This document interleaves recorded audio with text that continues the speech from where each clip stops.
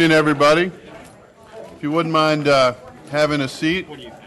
And before we get started, I'd like to welcome Tass Welch to lead us in invocation. Thank you for being here, Tass. Father, may we always remember the freedoms that we have and not take them to be complacent, but to remember that we have the freedom to gather, we have the freedom to vote, we have the freedom of speech, and with these freedoms come responsibilities. In our speech, as we share tonight our opinion, help us to remember it as our opinion. It's fact as we see it, but not to put blame or to have anger or spite, but just fact. Help us to try to understand each other. And Father, as we continue on with our daily activities, help us to be mindful of our freedoms and to really be thankful every day. Father, I thank you for the elected officials. I thank you for the staff members that do above and beyond what we can imagine to dot the I and cross the T, to continue to make everything fit in the patterns of what is laid out in government. Thank you for the business owners. I thank you for the citizens. May we all continue to make Milton a better place. And Father, just guide everyone in this meeting tonight. I ask it in Jesus' name. Amen. Amen. Amen. Thank you, Tass. And Tass is a minister with Community Christ Church in Milton. We appreciate that. Okay, I'd like to call the regular meeting of the Milton City Council for Monday, October 6, 2014 to order. Will the city clerk please call roll and make general announcements? Good evening, Mayor and Council. I'll be happy to call roll for the October 6, 2014 regular meeting. I would like to remind those in attendance to please silence all cell phones at this time. Those attending the meeting who would like to provide public comment, either during the public hearing or during the call for public comment, you are required to complete a public comment card prior to speaking on an item.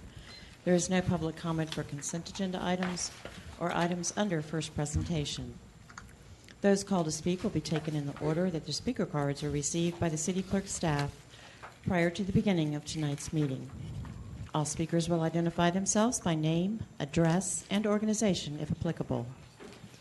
The City Council may allow public comment on either an agenda item or general public comment from a representative of such an organized group or association, provided that such an individual shall file a notarized affidavit that they have the authority to speak on behalf of said organization on a form provided by the city clerk prior to the agenda item being called. Demonstration of any sort within the chamber is prohibited, so please refrain from any applause, cheering, booing, outbursts, or dialogue with any person speaking. Please show the same respect to the person speaking that you will expect to receive yourself. Anyone in violation will be asked to leave. As I call roll this evening, please confirm your attendance. Mayor Joe Lockwood. Here. Councilmember Karen Thurman. Here. Councilmember Matt Coots. Here. Councilmember Bill Luss. Here. Councilmember Bert Hewitt. Here. Councilmember Joe Longoria. Here. Councilmember Rick Morick. Here. Would everyone please rise for the Pledge of Allegiance? Pledge allegiance to the flag of the United States of America, to the republic for which it stands, one nation, under God, indivisible, with liberty and justice for all.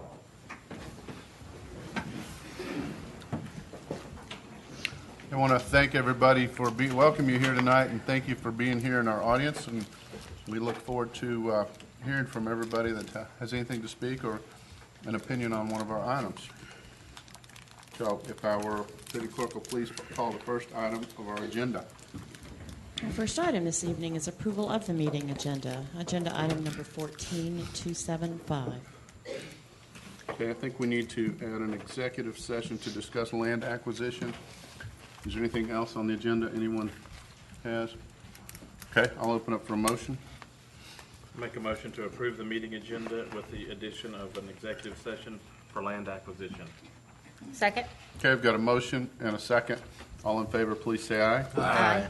Any opposed? That's unanimous. Okay, next item is public comment. Sue, do we have any public comment? We General? do not have general Okay. public. All right, let's move on to the consent agenda. Our first item is approval of the acquisition of 0.010 acres of construction and maintenance easement at 12760 Birmingham Highway from Crabapple First Baptist Church, Inc., for a combined purchase price of $875. Agenda item number 14276. Next, approval of the acquisition of 0.182 acres of right-of-way and 0.045 acres of construction and maintenance easement at 12645 Birmingham Highway from Red Barn Crabapple LLC for a combined purchase price of $145,000. Agenda item number 14277. Our final consent agenda item this evening is approval of an agreement between the City of Milton and Local Life Publishing LLC to produce Milton Magazine. Agenda item number 14278. Mayor, I'll move to approve the consent agenda as prepared by staff. Second.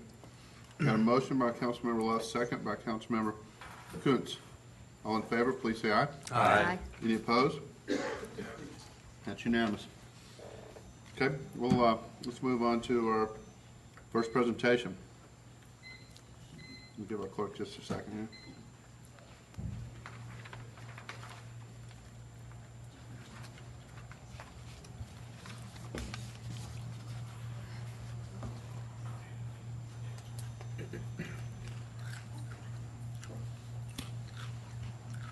Mayor, would you like me to? Yeah, go ahead, Yeah. Chris, if you don't mind reading. First item is consideration of an ordinance to amend Chapter 34, Section 22B to add a new Chapter 34, Section 22C, and to amend Chapter 34, Section 22H of the Milton City Code Parks and Recreation Prohibited Acts. It's agenda item number 14279. The second is consideration of an ordinance to designate the Crabapple District as a historic district, to prescribe the boundaries of such historic district, to require a certificate of appropriateness from the City of Milton Historic Preservation Commission prior to any material change in the exterior appearance of this historic property as shown on the official zoning map of the city, repealing conflicting ordinances, to provide for severability, to provide for an effective date, and for other purposes. It's agenda item number 14280. Okay. And before we take a motion, just for clarification, some folks may attend a meeting if they see an item that's on first presentation. First presentation is basically just a legal announcement that 2 weeks from now we'll be hearing that item. So if there's any item on first presentation that you have interest in or comments or whatever, we'd certainly, between now and when we actually hear that item and discuss it and take action, we're open to, want to get all the input we can. So, but do I have a motion, a second on first presentation items? Mayor, I move to accept the first presentation items as read by our city manager. Second. Okay, we've got a motion by Councilmember Longoria, second by Councilmember Morig. All in favor, please say aye. Aye. Any opposed? That passes unanimous. Okay. And we'll move on to our first item under our public hearings. Sudie, if you can call out the next item. This is our second public hearing for this item, consideration of a resolution to abandon all rights of way within the Crooked Creek subdivision. Agenda item number 14251. First public hearing was held on September 8th, 2014. Mr. Carter Lucas. Good evening, Mayor and Council. This is the first of two related items that we have tonight. The public hearing, which is the second of two public hearings required under our code, hearing the request for the abandonment of the right-of-way within the Crooked Creek subdivision. And the second is the actual consideration of the resolution to that effect. But if there aren't any objections, what I'd like to do is go ahead and do the presentation for the public hearing. Maybe provide a little bit of framework of the comments that you'll hear tonight, and leave this resolution as a little bit shorter presentation, if that's all right. Okay.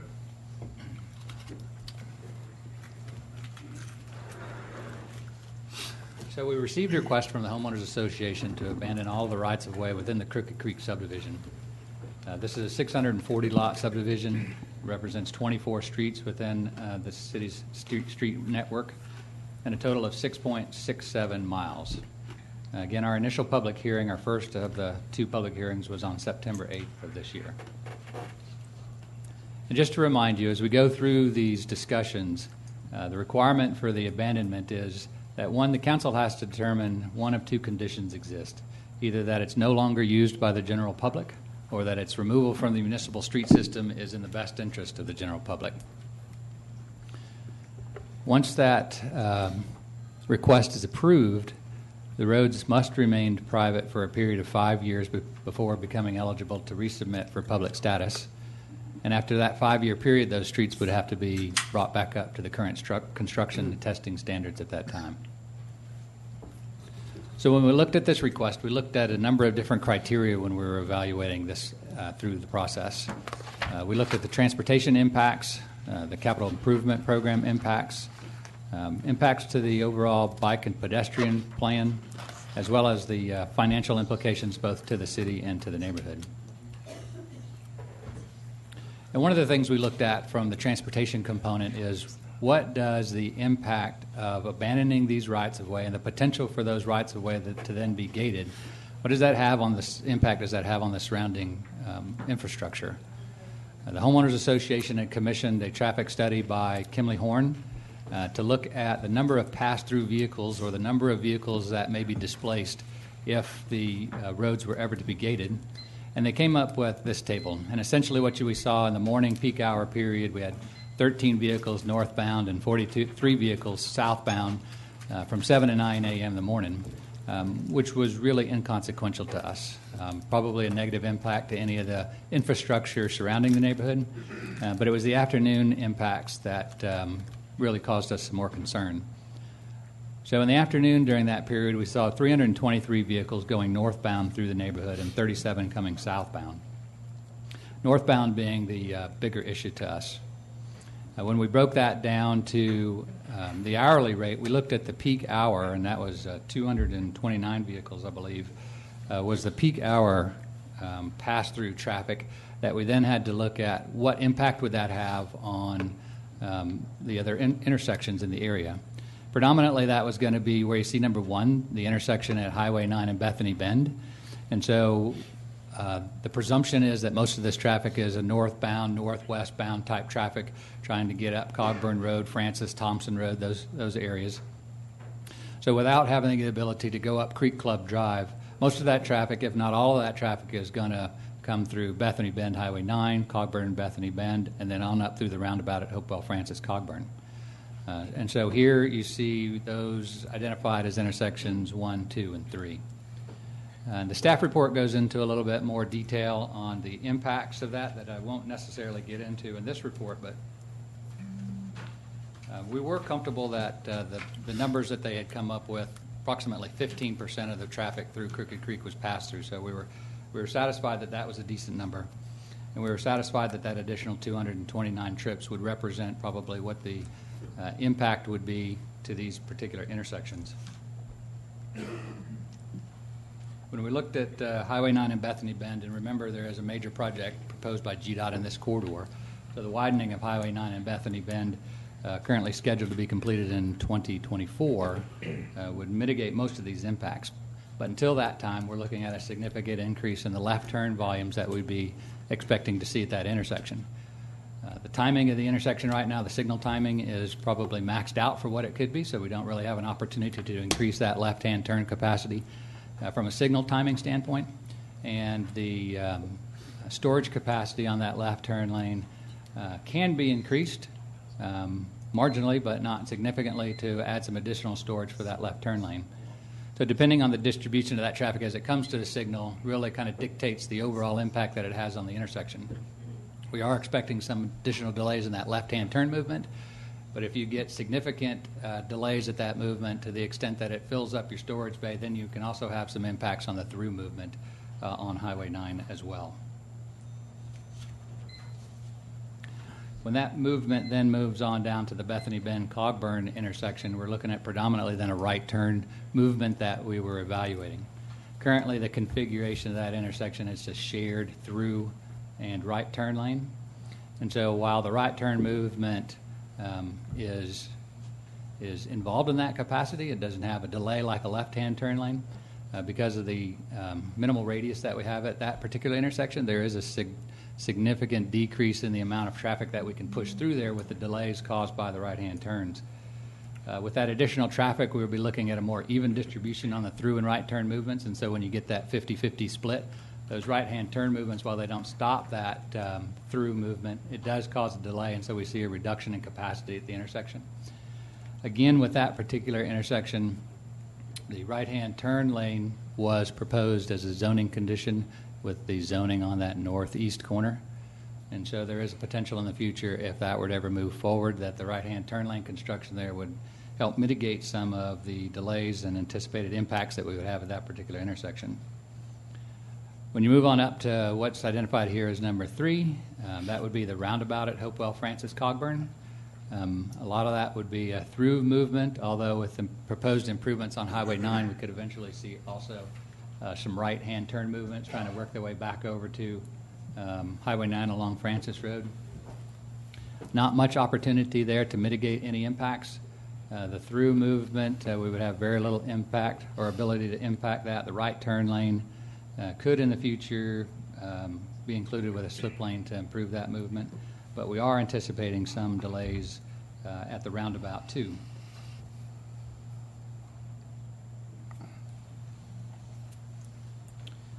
So when we started to look at the expenditures within the Crooked Creek subdivision from 2008 to present, we had roughly $100,000 in construction projects within the neighborhood and a little over $133,000 in power bills.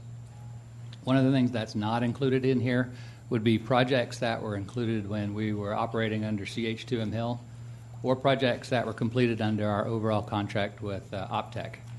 Those contracts or those projects are part of the master contract and not broken out separate, so we don't have a way to track that. So what's shown here is our expenses would have been capital projects contracted directly by the city.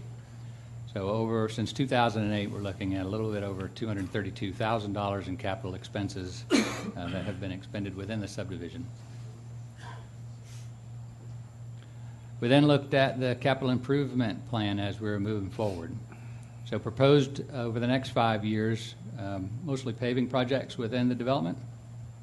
We were looking at 5 different roads are currently in the plan with an estimated total value at today's construction rates of about $232,000.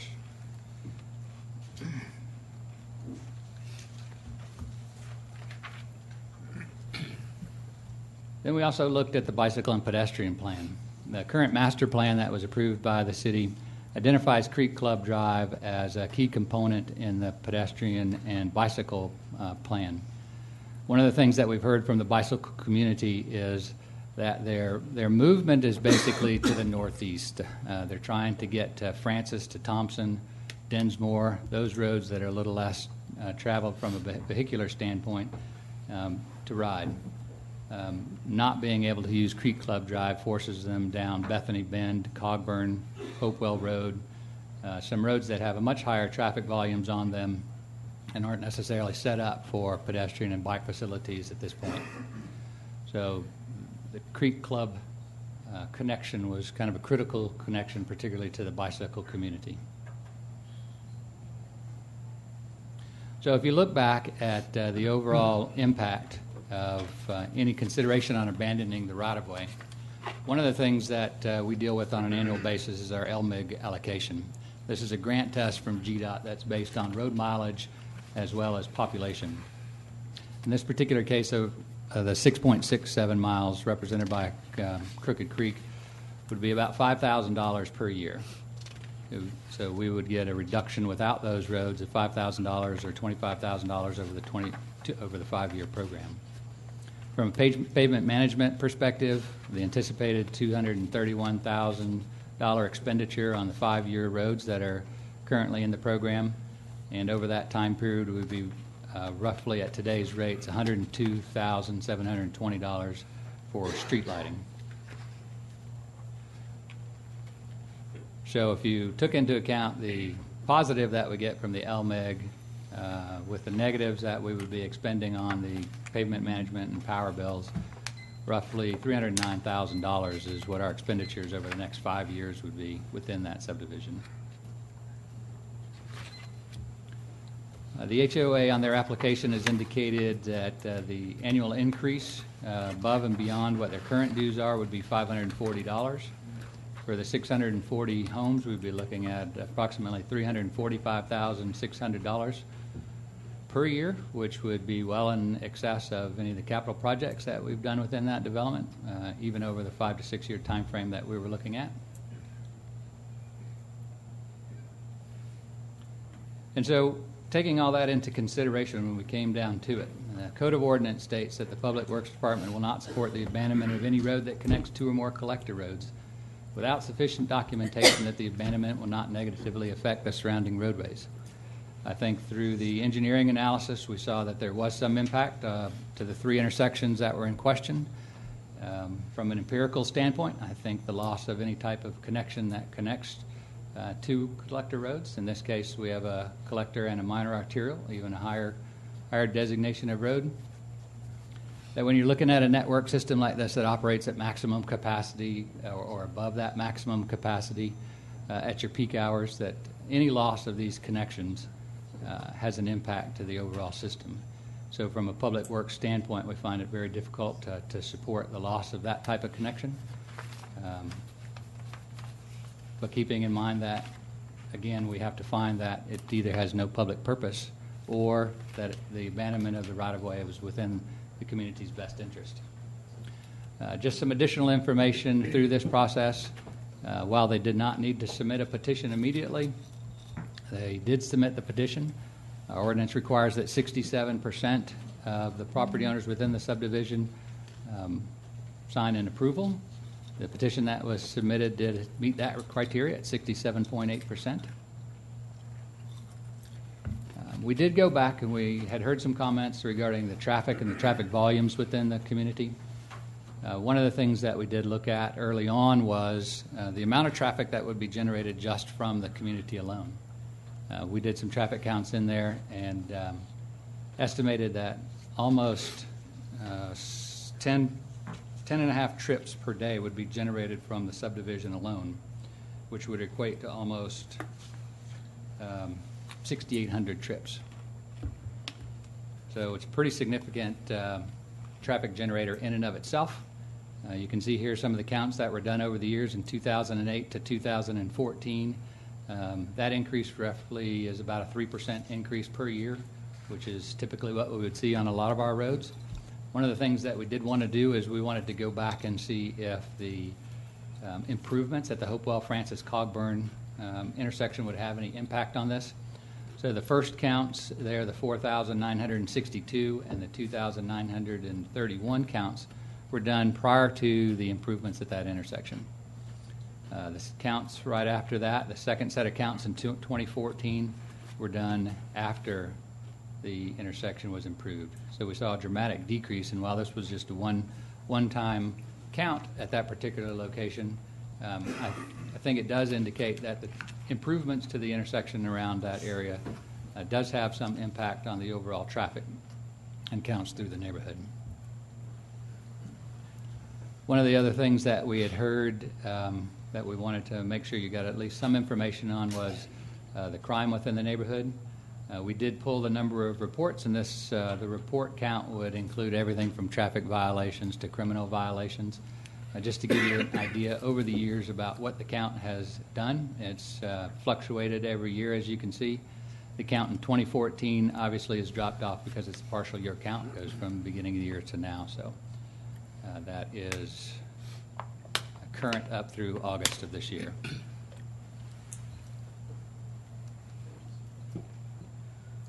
And so that was basically our staff report. I think our report recommended denial of the application, basically because the ordinance does say that we would not support those types of requests for any connection between collector roads, and we did recognize that there would be some impacts on the adjoining and adjacent infrastructure. And if there are any questions, I would be glad to answer them at this point. Any questions for Carter? What was that, Bill? On the screen that you have up now, police reports, that's just for Crooked Creek? Yes, sir, it is. How does that compare with the city on a whole as far as police reports go? I don't know what percentage that represents, to be honest with you. Now, We didn't is pull it the the data in same? that particular. Do we know if it's the same pattern? I don't. Another question. Prior to development of Crooked Creek, was there a connection between Francis Road and Highway 9? I don't know. I don't know the answer to that. Okay. Anybody else have any questions? Obviously, there'll be plenty of time for questions after we hear from our audience too. Okay, thank you, Carter, or Joe? Well, I just wanted to make a comment real quick. I was going to wait until we actually got into discussion on this, but obviously I'm a resident of Crooked Creek. I've lived there since 1998, and while you could probably argue that there may or may not be a conflict of interest there, I think that in order to side on the favor of caution from that point of view, I discussed this with the city attorney, and I'd be recusing myself from any discussion or vote on this matter. Okay, thank you, Joe. All right, if there's no more questions, Bill, I have a question from the city attorney, if it's appropriate now. go ahead. Apparently, the neighborhood had to come up with documentation that they could support maintenance of the roads within this development. What obligation is there on the city's part to confirm that they can sustain maintenance over the course of the years? You mean with respect to, for instance, the financial Right, right. wherewithal and well, I think that is going to be part of the analysis that the council is going to have to weigh in on this as well with respect to your comfort level that there is the ability to do that. I'd like to see, Carter, have you ascertained that at all or had an opportunity to look into that independent? Well, I think that's what came through in our evaluation of it. So when you looked at what their proposed increase in fees would be, which is roughly $345,000 a year, that exceeds what we have expended over the last 5 years or what we anticipate spending over the next 5 years. That wouldn't include, well, I guess what I'm foreseeing is something catastrophic, collapse of the storm sewer system, or something along that lines there that could far exceed the funds available. Then what type of obligation would the city have, particularly since their stormwater system affects the surrounding area too? If there were problems with the lake or with a dam there, it could have impact on the surrounding area. So I'm wondering if we've gone that far into the analysis to determine if there is something catastrophic that would happen like that.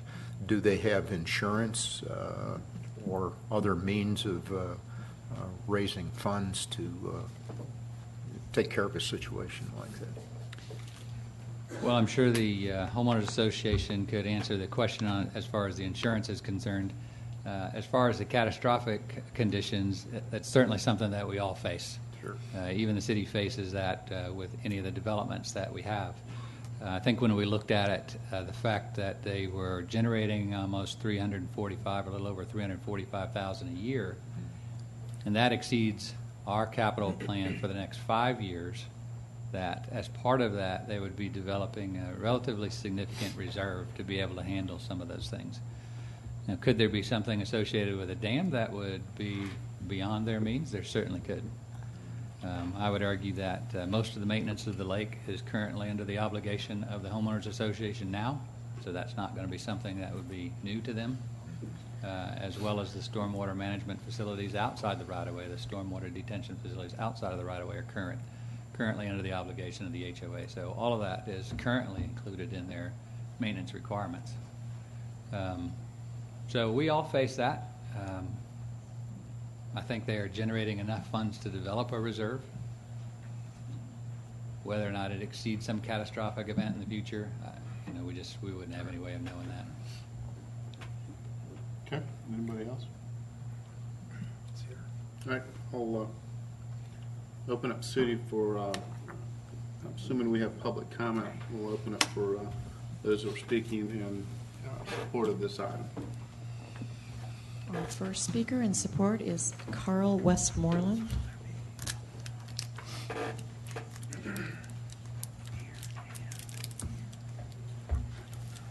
Thank you, Mr. Mayor. Carl Westmoreland, 3343 Peachtree Road, Atlanta. I have been representing the Crooked Creek Homeowners Association as they've gone through this process.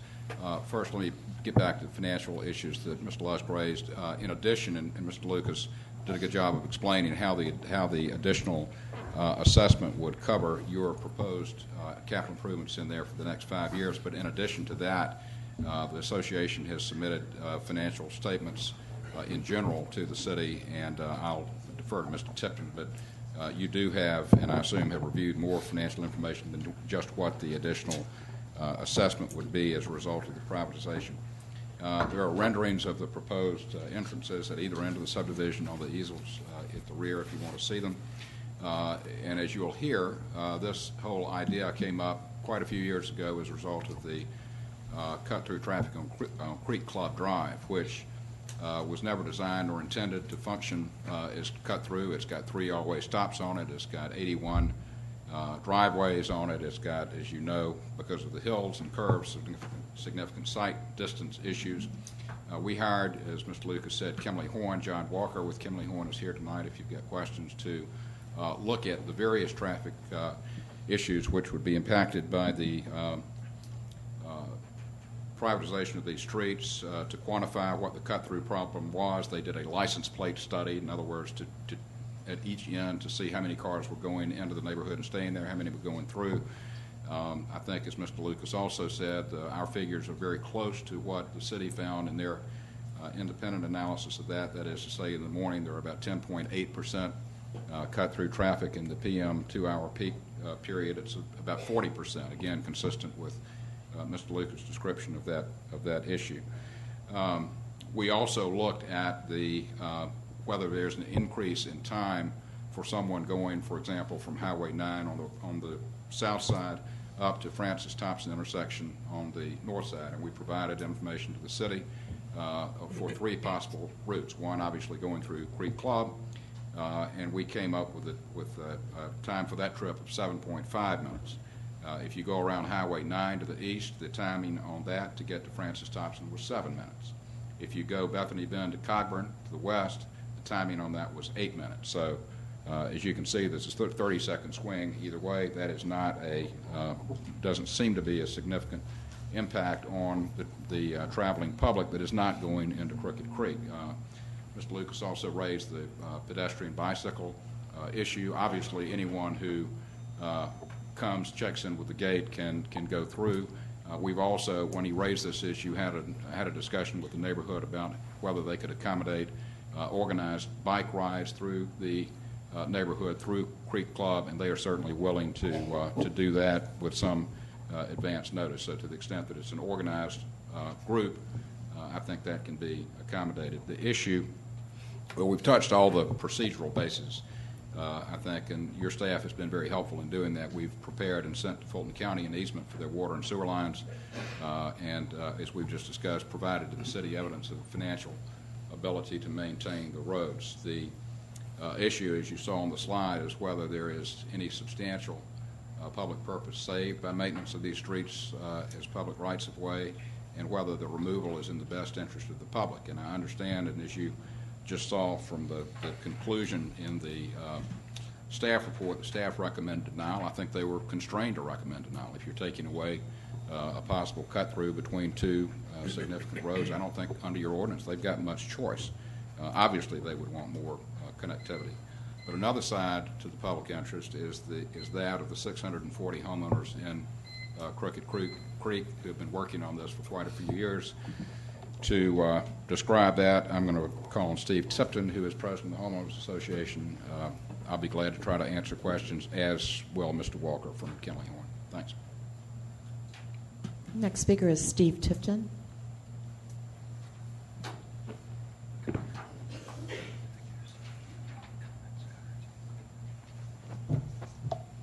I'm Steve Tipton, a resident at 920 Autumn Close, Milton. I'm president of the Crooked Creek HOA and a 13-year resident of the community. My wife and I, as I said, moved there 13 years ago, and we've raised our family in Milton. Back then it was unincorporated Alpharetta, and today we have a community and a city. A month ago, I stood before you to talk about this project, and this project began several years ago, and talked about the fact that the reality is that when we first started this project, we had this great desire and a huge upswing of support to do it at the same time that we redid our amenities. And the reality is that we couldn't do it because the vote and the way the mechanism was set up through Fulton County, it was virtually impossible. With the creation of our community, our home, Milton, you then saw fit to take a look at those regulations and establish the criteria with which we could apply for and subsequently be here today to ask for your vote to privatize our roads. And there's many people behind us that were here from the very beginning and have worked very, very hard on that process. I want to take a minute, though, before I talk about a few things, to thank, first of all, the city government. Carter Lucas and his team have been very helpful. Chris Lagerbloom and, of course, the mayor and the city council. I think we're blessed to have the leadership that we have today, both as a professional standpoint inside of our community as well as on our city council.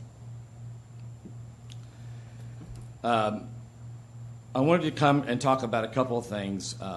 As we've moved through this process, we've had, as you know, the burden of proof and the burden of approval by the community is extremely high. The threshold is high, of which we've met that.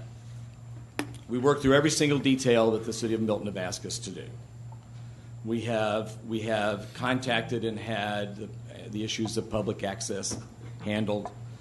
Buses, trash, how do we get the mailman in? Who raises the gate? Well, fortunately, we're not the very first community in the United States that ever gated. And so the mechanisms to be able to do that efficiently and effectively so that we have great service for our community, Crooked Creek, is extremely good. And so we've covered all those. We had conducted 6 town hall meetings to thoroughly vet this and listen to opposition, and there is some, and we respect that. We did road studies, Kimley-Horn, engineering studies, easements, the list goes on. I need to be very clear about one thing. The Crooked Creek Homeowners Association is on rock solid financial stability when it comes to financial stability. Not only do we have income that would cover the cost, as Carter outlined, we set with a reserve in the bank of over $1 million. Now, you and I both know that when you have a community or you run a city, $1 million isn't a lot of money. Sometimes something bad goes on. But we've looked at our dams, we've looked at who owns all those type of things, and how to maintain them so that we can make sure that as a community with private roads that we can do that. We are financially independent. I also would like for you to know that State Bank in Alpharetta is our bank, and we have now had the approval of the bank for the loan that we would need to do some of the work, the capital work that would be involved with gating. And that commitment is in hand. So what are the reasons to ask for your vote tonight? Well, you had a couple of families last week talk about the safety of their children. We had an incredibly unfortunate incident happen where we had an attempted abduction of a child at one of our bus stops. That's pretty hard to grasp. I don't know whether you've ever woke up thinking about or had a bad dream about one of your kids getting lost or have, but that's just pretty tough. Crime has gone up, and we want to make sure that we protect it. We have homeowners sitting here in the audience who, on the middle of the day, have had people come into their home, pull in their driveway, walk into their home, and basically take things out of their home in the middle of the day. We know that sometimes people are that have bad intentions are very brazen, and nothing much is going to stop them other than potentially the ability to have some private access to our community. We want better roads, and we know what you're faced with when it comes to the obligation you have to the complete community and the amount of roads that you have to maintain and the amount of money that you have to spend. And we appreciate that and we understand it. We just want to have just a little bit better version of that than we would have otherwise. We know that in some version or whatever, it's going to affect the value of our property up. Just a few people maybe say down. And it's just in a matter of opinion. But we believe it'll create a better value for our community and for the property that we have with our homeowners. Better quality neighborhood, and by all means, reduce cut-through traffic. We've heard questions about who could enter the neighborhood, and the answer is anybody who's invited or has authorized business, just like any other gated community anywhere in our area. Would we allow a cycling club to come through our neighborhood? We have people that cycle in our neighborhood. If you want to have a bike tour and you want to use Creek Club Drive to come, all you have to do is tell us. We'll open the gates and make it good. Now, if you're one bike guy and you want to come in and you don't know anybody in the neighborhood, you might have a tough time getting through the front door. And that's just the way we're going to run that. It's private for a reason, because we want to be safe. But if you have good intentions, we don't have any issues with you being in our community, or you would be the same. Do we have the finances to handle this? I want to say one last time, yep, we do. We're in good shape. And it's because board members of the HOA have been great stewards of our finances for many, many years. What does it mean to the city? Well, you don't have the obligation of the streets anymore in the amount. Carter went through that in very good detail. Certainly could increase the value of our property. You won't be paying for the street lights anymore. Aesthetically, Crooked Creek and Milton will be a prettier place to live. What it really gives us and grants us is a better quality of life to raise our families in the 640 homes that we have, and grow as a community supporting the city of Milton as we've always done. We're here today to ask for your vote to approve privatizing these roads so that we can have a safe community and work as a great team to grow our city and the future of our area. So with that said, I want to thank you for the time, and we appreciate it. So thank you very much. Before we call the next one, I just want to point the council's attention to the fact that we've used 12 and a half minutes already. Obviously, we'll keep the time equal for both the support and the opposition. But just to let you know, that's what's happened with the first two speakers, and see if you're good with just continuing or just would, I guess, like some direction from you. I'm fine moving forward. If the council's okay, we'll check it here in a little bit, see where we're at and the number of comments we've got left. And, Okay, good deal. Then we'll just keep going. That was more formality than anything. okay, Sudi, call the next person. Our next person is Stephen Smith.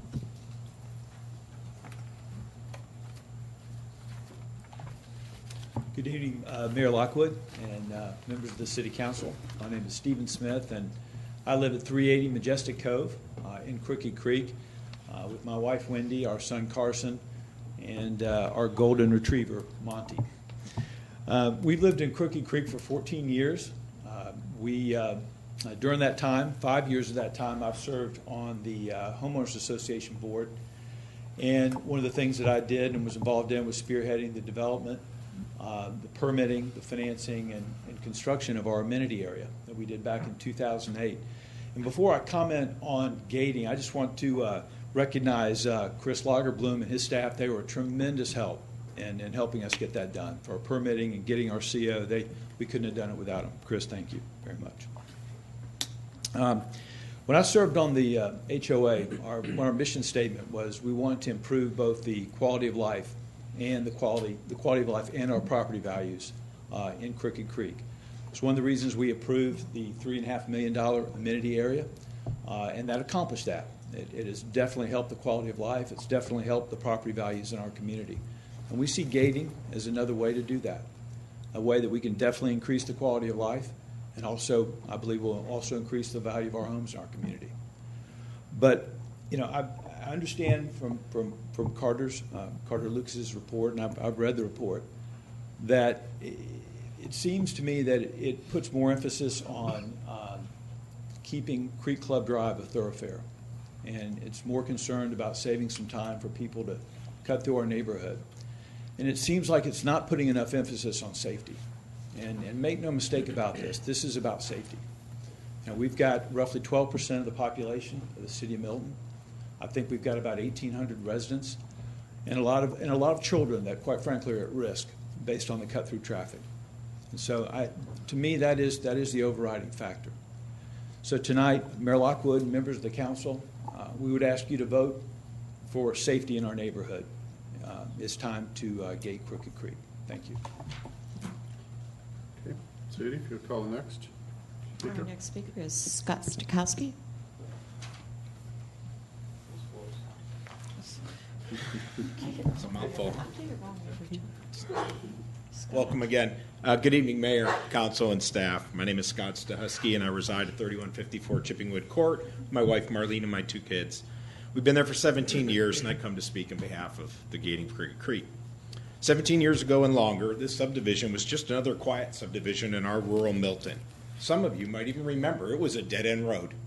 It ended at the lake. It wasn't a cut-through road. But today, by our own analysis, over 1,000 cars travel down Crooked Creek in Creek Club Drive every day as cut-through traffic. This volume of traffic in our corner of Milton is far greater than was planned, and Creek Club Drive was never designed to be a feeder road to connect Milton to Forsyth County. At the end of the day, the residents of Crooked Creek are here for the exact same reason that all of you are here, our mayor and our council, and it's about local control. When residents felt the need to control zoning and obtain better services for this area, our little area of unincorporated Alpharetta, a group of concerned citizens held many meetings, did their research, and presented a charter for the creation of the city of Milton. This effort was well-intended, well-planned, and well-executed. And as the result, we have the creation of the city of Milton. Today, another group of citizens, namely the homeowners and the board of directors of our neighborhood, have followed similar steps and brought forward a plan for Crooked Creek. I'd ask that you thoughtfully consider the plan and vote to support it. Thank you for your time. Thank you. And our next speaker is Mark Meeks.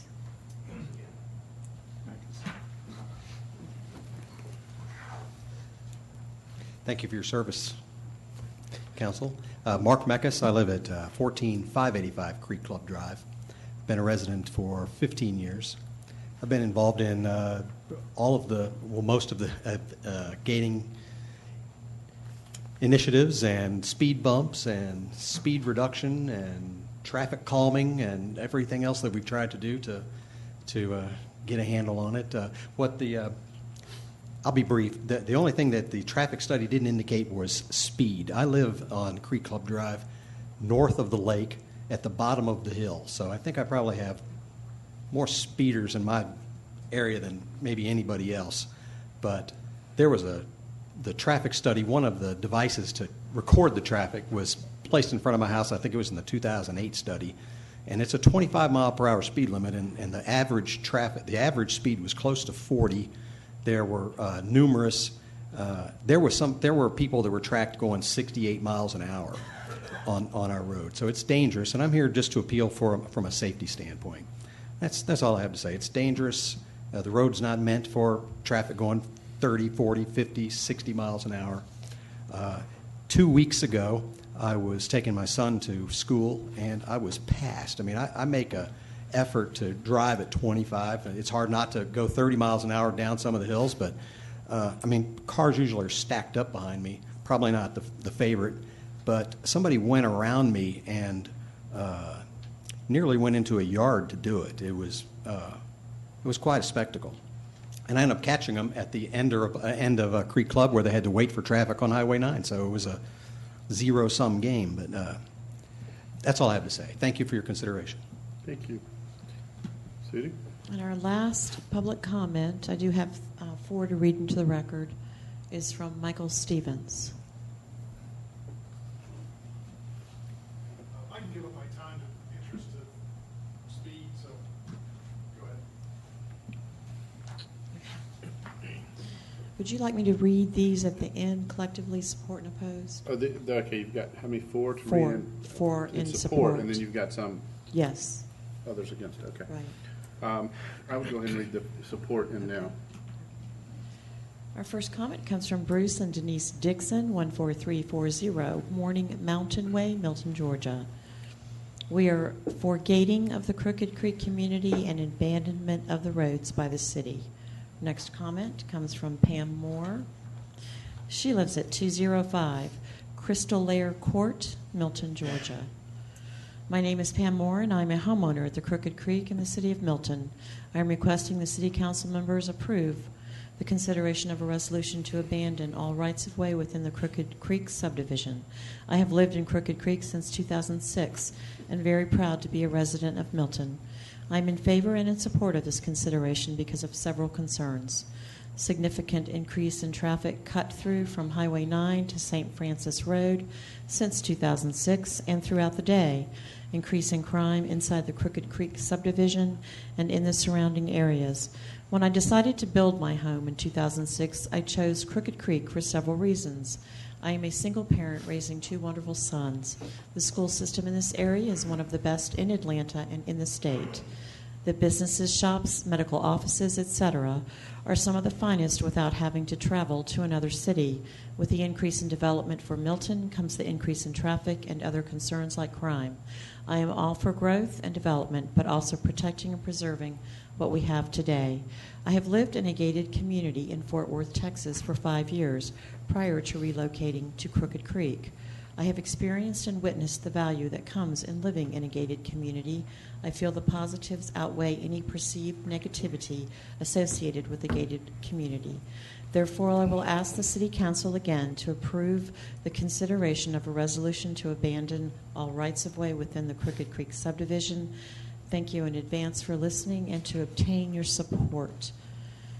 Our next comment to be read into the record is from Paul Pelaez, P-E-L-A-E-Z, at 14500 Morning Mountain Way, Milton, Georgia. He states, I support the prioritization of the roads within Crooked Creek subdivision.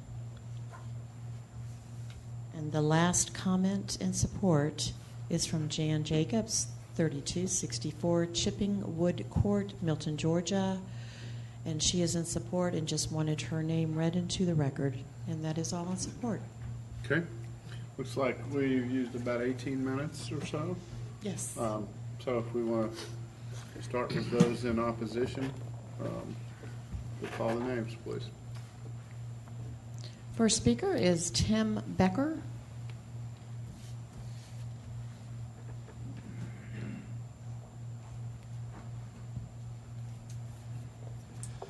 Good evening. My name is Tim Becker, and I live at 15625 Canterbury Chase, and I've been a resident of Milton now for 20 years. I have many friends and acquaintances actually in Crooked Creek. I first want to commend the mayor and the city council for their fine leadership of Milton's government. One area where I believe that you've excelled is that you've identified and remediated traffic congestion in the Milton area. However, despite your best efforts, the traffic congestion is still a serious problem, and it's a growing problem. And I think that gating Crooked Creek will only make matters worse. It will take us backward, and actually undo some of the fine work that you've done in the area of traffic. I think it's important to recognize that the flow of traffic through Crooked Creek is actually a symptom of a problem, of a much bigger problem, and that's congestion at the intersections that are both north and south of Crooked Creek on Highway 9. So if you go north, there's actually traffic, and this wasn't alluded to in the traffic study, but there's actually people that come south and go through Crooked Creek because it's gridlock between McFarland Road and Francis Road. And then you have a similarly bad congestion problem at Bethany Bend and Highway 9. So Crooked Creek is a bit of a relief valve, but the solution is to solve that congestion at those intersections, not to address the symptom, which is the flow of traffic through Crooked Creek. And in fact, by addressing the symptom, we will actually make the problems worse at those intersections. They're already at capacity, over capacity, and now you're going to stuff more cars through those intersections. So I think that that's a really bad idea. The other thing is you're going to actually create 2 more congestion points. I mean, it's absolutely, in my mind, a certainty that you're going to have congestion at both of those gates. There's just not the capacity there, particularly on the Francis Road side. You're going to have cars backing up there trying to make a left turn. So this really is, in my opinion, a situation where the tail is wagging the dog. The second point I'd like to make relates to cost. I don't think that the cost of this gating to the other citizens of Milton is fully appreciated. It's my sense that the gating of Crooked Creek is going to be subsidized by the residents of Crooked Creek that don't want this, and that's a sizable minority, as well as the other citizens of Milton. I mean, clearly, as the traffic study alluded to, there's going to have to be some improvements made. I think there's going to have to be some improvements made at the gates themselves on Francis Road as well as Highway 9. But further afield at Bethany Bend, there's going to have to be some improvements there. So there are some additional costs associated with this. And, who's going to bear those costs? That's always the question. Are the residents of Crooked Creek going to provide that money to make those improvements to Highway 9, to Francis Road, and to some of these other intersections? You're going to be forcing cars on other roads, so the maintenance of those roads are going to increase. So there's some cost shifting that's going on here that hasn't, I think, been explicitly drawn out. And then lastly, there are some quality of life issues. I've heard a lot about the quality of life for the residents of Crooked Creek, but you are going to be increasing people's commute times. With congestion comes pollution and that kind of thing. So we need to be thinking about all the residents of Milton and not just the 12% that live in Crooked Creek. So, I want to repeat again, the citizens of Milton should not be subsidizing the gating of the Crooked Creek community. The third point that I want to make is that 1/3 of Crooked Creek actually voted against gating, okay? And it's also my understanding that many of the yes votes in the community were very tepid in their support. So I think that's important to understand. The fourth point that I would make is that Club Creek Drive has been a public road for nearly 20 years. The people that bought homes on that road knew it was a public road. They were buying in a growing city, and that traffic was going to increase over time. So they could have bought elsewhere. They chose not to. And then my fifth and final point is about safety. Safety is obviously a critical issue, but I think in this case it's more of an emotional argument than a rational argument. It's been said that people are running stop signs, that they're speeding, and they're generally driving recklessly in Crooked Creek, and I have no doubt about that. But we have a fine police force in this city. I mean, I am astounded by the professionalism and the competence of our police force. And they have many measures at their disposal, speed bumps, stop signs. We can have increased patrols. So I think this is a law enforcement issue, and that it should be treated as such. There are low-cost and less intrusive measures that we can take. And then as far as crime, again, that's a law enforcement issue. I don't think that the crime in Crooked Creek is higher than anywhere else in Milton, and I'm not sure that it can be attributed to the drive-through traffic. So that's basically my presentation in terms of my opposition. I think the big issue here is property values, and I think we need to be careful that we don't make a vote where we enrich a very small minority of people and then we socialize the cost of those benefits across all the citizens of Milton. If you do vote to approve of this measure, I would urge you to at least pass along the full cost of this measure. And that's it for my comments. Thanks for considering my comments, and thank you again for your fine leadership and service. Thank you. Judy? Next public comment comes from Russell Wynn.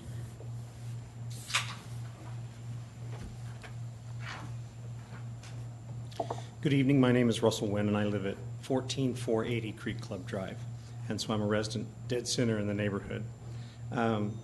First, let me say, City Councilors and Mayor, I appreciate your service and your leadership.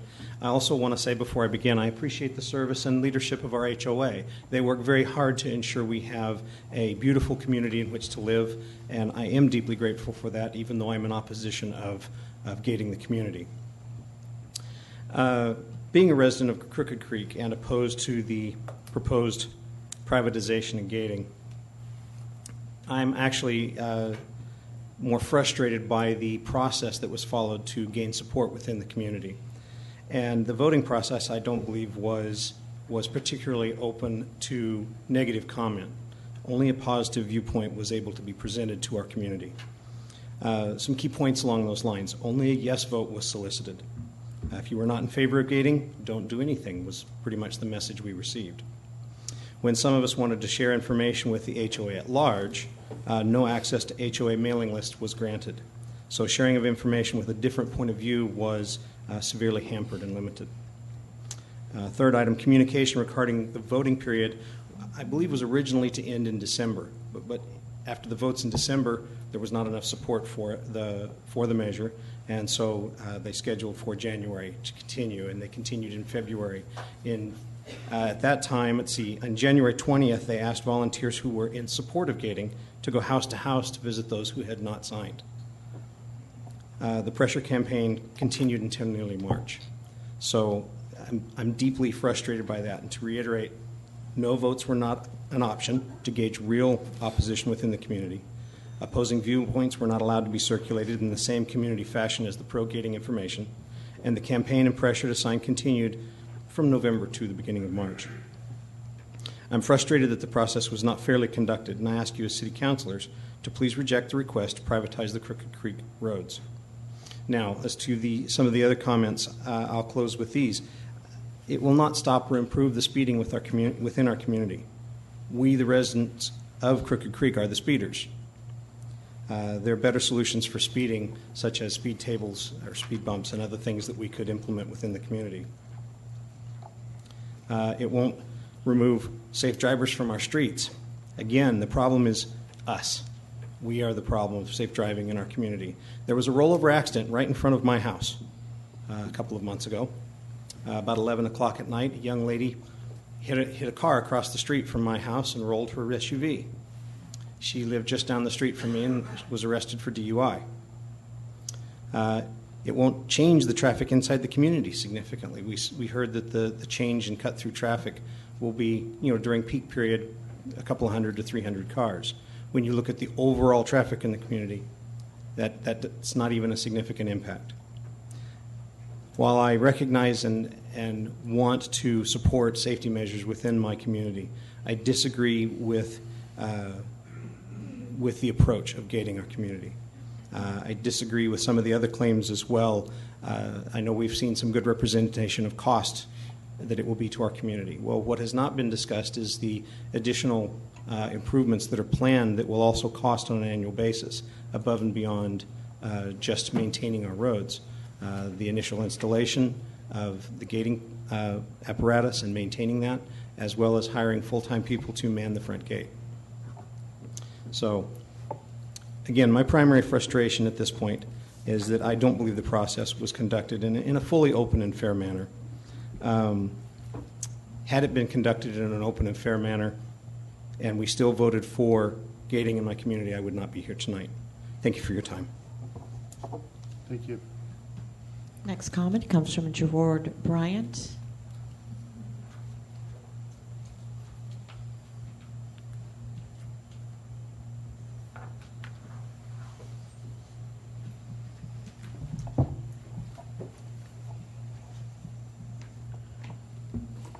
Good evening. My name is Gerald Bryant. I reside at 14785 Creek Club Drive. And I want to thank everybody who's come to actually talk to you today. I have several things that I want to lay out. And I'm very concerned about the way that a lot of things have happened.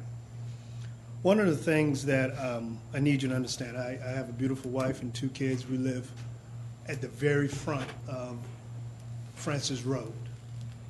And so we are one of 2 families that will be directly affected by placing a gate in our yard.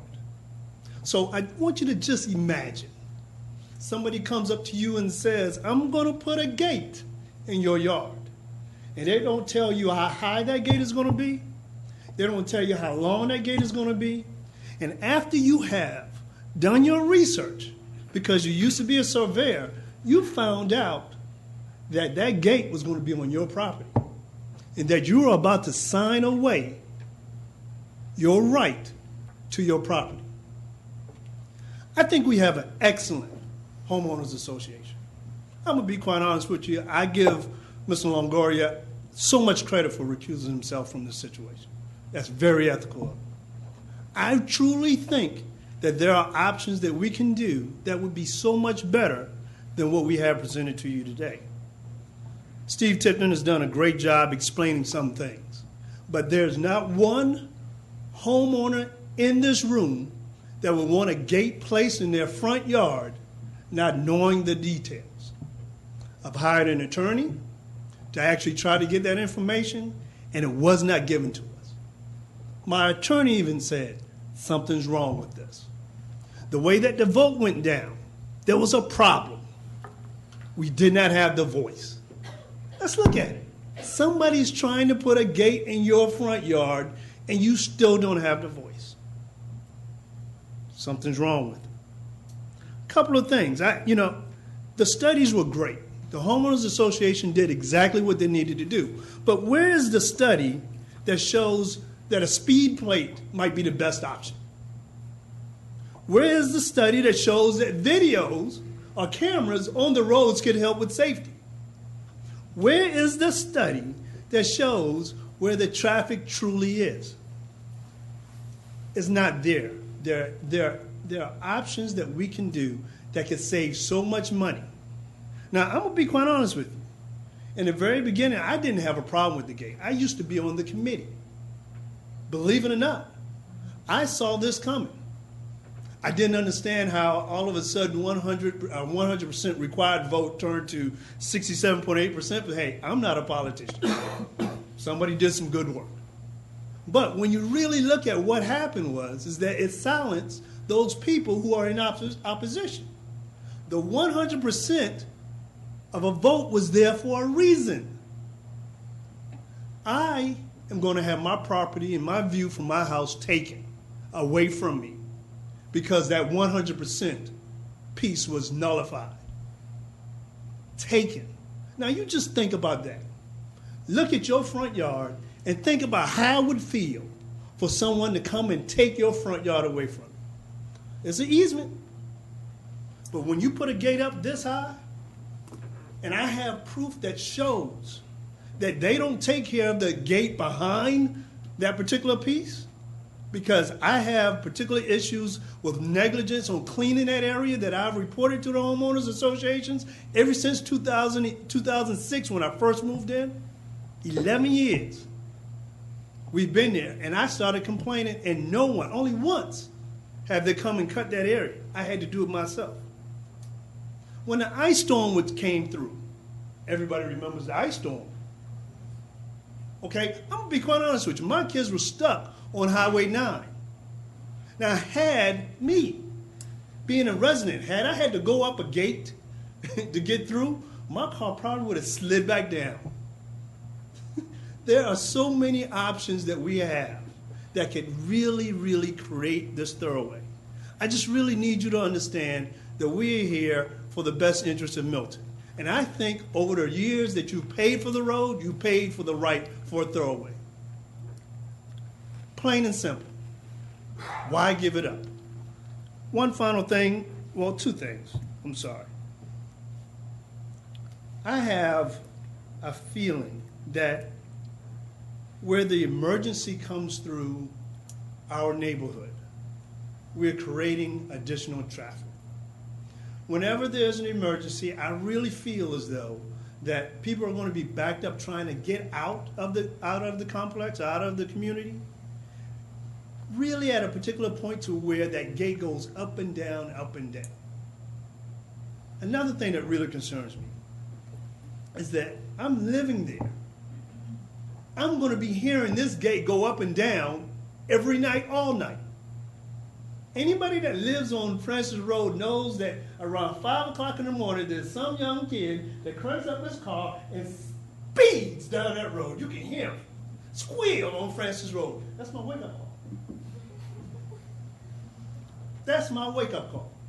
But what I don't understand, and this is the funny thing, what I don't understand is when we actually put ourselves in a position to where the actual noise that's going to be created from this is going to be stacked up from kids with blasting their music, stopping at a gate. I'm going to hear it a little bit longer. When I'm trying to sleep, I'm going to hear somebody at 3 o'clock in the morning opening up this gate and putting down this gate. Let's think about it. Do we really need it? I'm going to rest myself with this.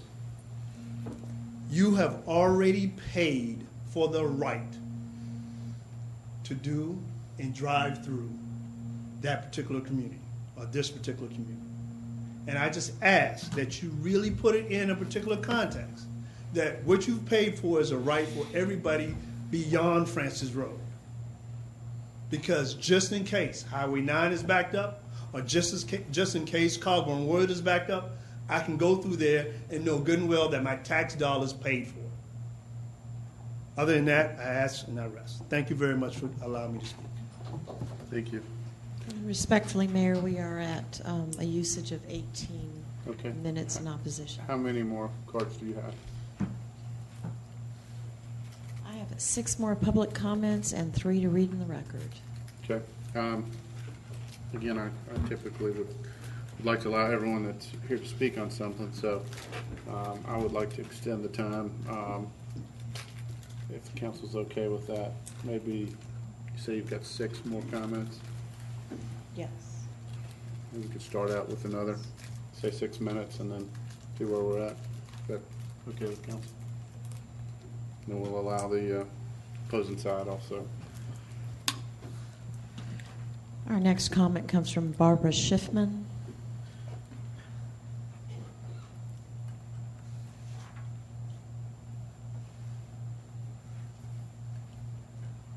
Okay. She's not here? Okay. Our next comment comes from Mr. Dale Archer. They're just reading. Are those to be read into the record? No, it just has Dale Archer and no comment. He has marked that he is in opposition. So Okay. I'll read his address, 453 McGinnis Way, Milton, Georgia. Okay. Next, we have Jill and Rich, Coutu. Do they want to speak? If they're not here, or is it, I'll say read- they're in opposition? If you wanna Oh, read they're their in name. opposition. Their address is 463 McGinnis Way, Milton, Georgia. And this individual would like to speak, Kevin McCreener.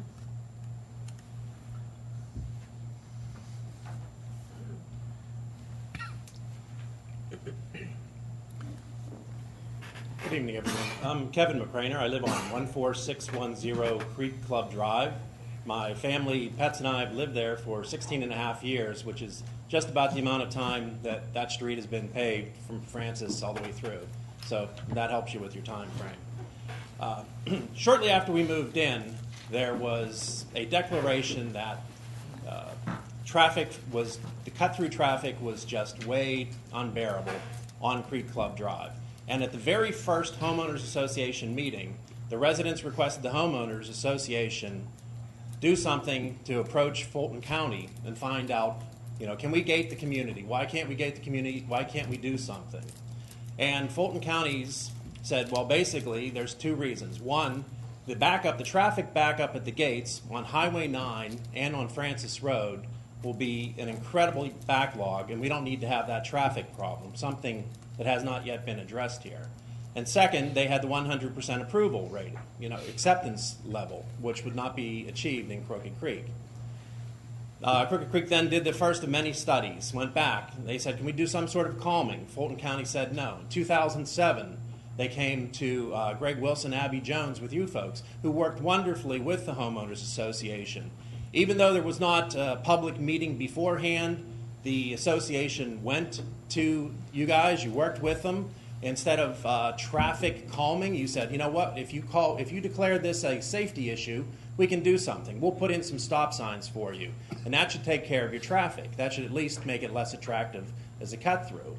But after years of that didn't meet the satisfactory level of reducing cut-through traffic. And so now we're at a point where 400 and some Crooked Creek residents present a petition to you that shows what they're implying is not very much traffic. Oh, it's only 15%. It's only 400 or so trips a day. But again, that's a little dubious because it's based on one day, 4 hours within that day, and inferring out years and years worth of traffic. And the second thing that is implied with that is that the Crooked Creek community needs to have gates to be safe. And the third thing is that this will be a huge financial windfall for the city of Milton. Now, I don't think there's any credible evidence to any of those. I live on Creek Club Drive. I've yelled at all the speeders. I've yelled at my neighbors to stop. I actually put signs out that the Homeowners Association said, take down. You can't have that. That affects the price of the value of our neighborhood. So the second point, that somebody in Crooked Creek needs gates to be safe, I think is an insult to the police department in Milton and to the administration of Milton. Milton is one of the safest cities in the country. And, to say that we need gates is just ridiculous, to be a safe community. And the last point is that all these numbers showing we might be saving $300,000 a year. I don't believe there's been any sort of investigation. We talk about a lot of electricity for the lights, LED lights. You're talking about the price of asphalt. Petroleum is going down. Therefore, the price of asphalt is dropping. You talk about the how many times you're going to be needing to change the roads. That's a frequency that can be changed based on wear and tear and evaluated more often. So I hope that you would see to not approving the abandonment of the roads. And I don't believe that there's any great groundswell of this for anyone other than the 400 or so people that presented it. I have not heard, and I don't understand, perhaps you've received some sort of support of this from the folks that are up in Birmingham or in Crabapple. This does not appear to be a City of Milton approved issue. This seems to be something very local for a very limited number of people within Crooked Creek. And I want to thank you for listening tonight, and also thank you for everything you do in your service. Good night. Thank you. Our next speaker is Michelle Thaleen.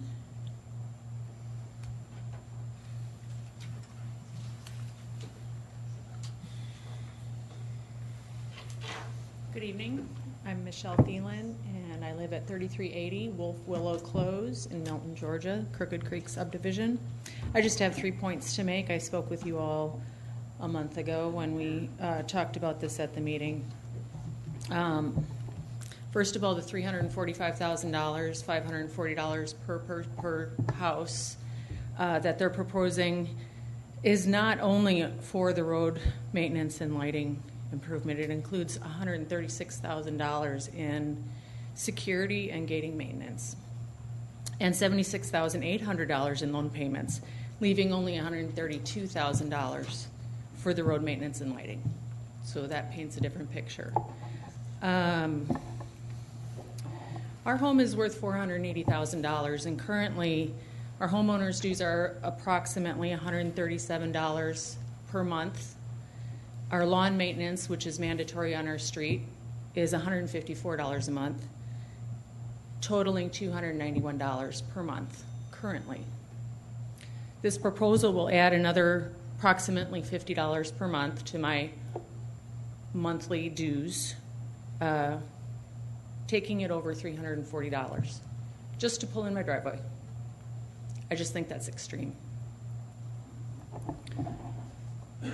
The proposal that the board presented to all the neighbors about the facts of the gating had some issues. We found some facts that were inaccurate and proposed 16 changes to some things that were not completely true or accurate, whether on purpose or not. I don't know why. The board did change 11 of the facts in the information. Respectfully, 6 minutes has elapsed. Okay. Continue on, ma'am, then we'll, Justin. They did make changes to 11 of the 16 proposals that we made based on inaccurate information. And they only made those changes after the vote was complete and did not email the new proposal to anyone that had already voted in case they wanted to change. They were pretty significant. And a reminder that 200 people in our neighborhood voted against it or didn't vote at all and are in opposition to this. That's a lot of people. The original cut-through proposal, in the proposal that they got the votes on, suggested that 3,000 of 4,200 cars were cutting through, which was 70%. After we presented facts that were inaccurate based on their study in 2008, they reduced their facts to the 30% cut through. Now with the latest study, we learned that it's only 15%, hardly worth $1 million project of gating. Again, I propose my solution of speed tables in the neighborhood and increased police presence.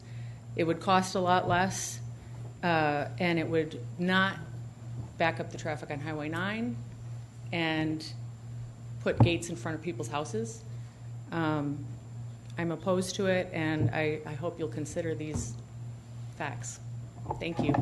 Thank you. Our next speaker comes from Larry Winter.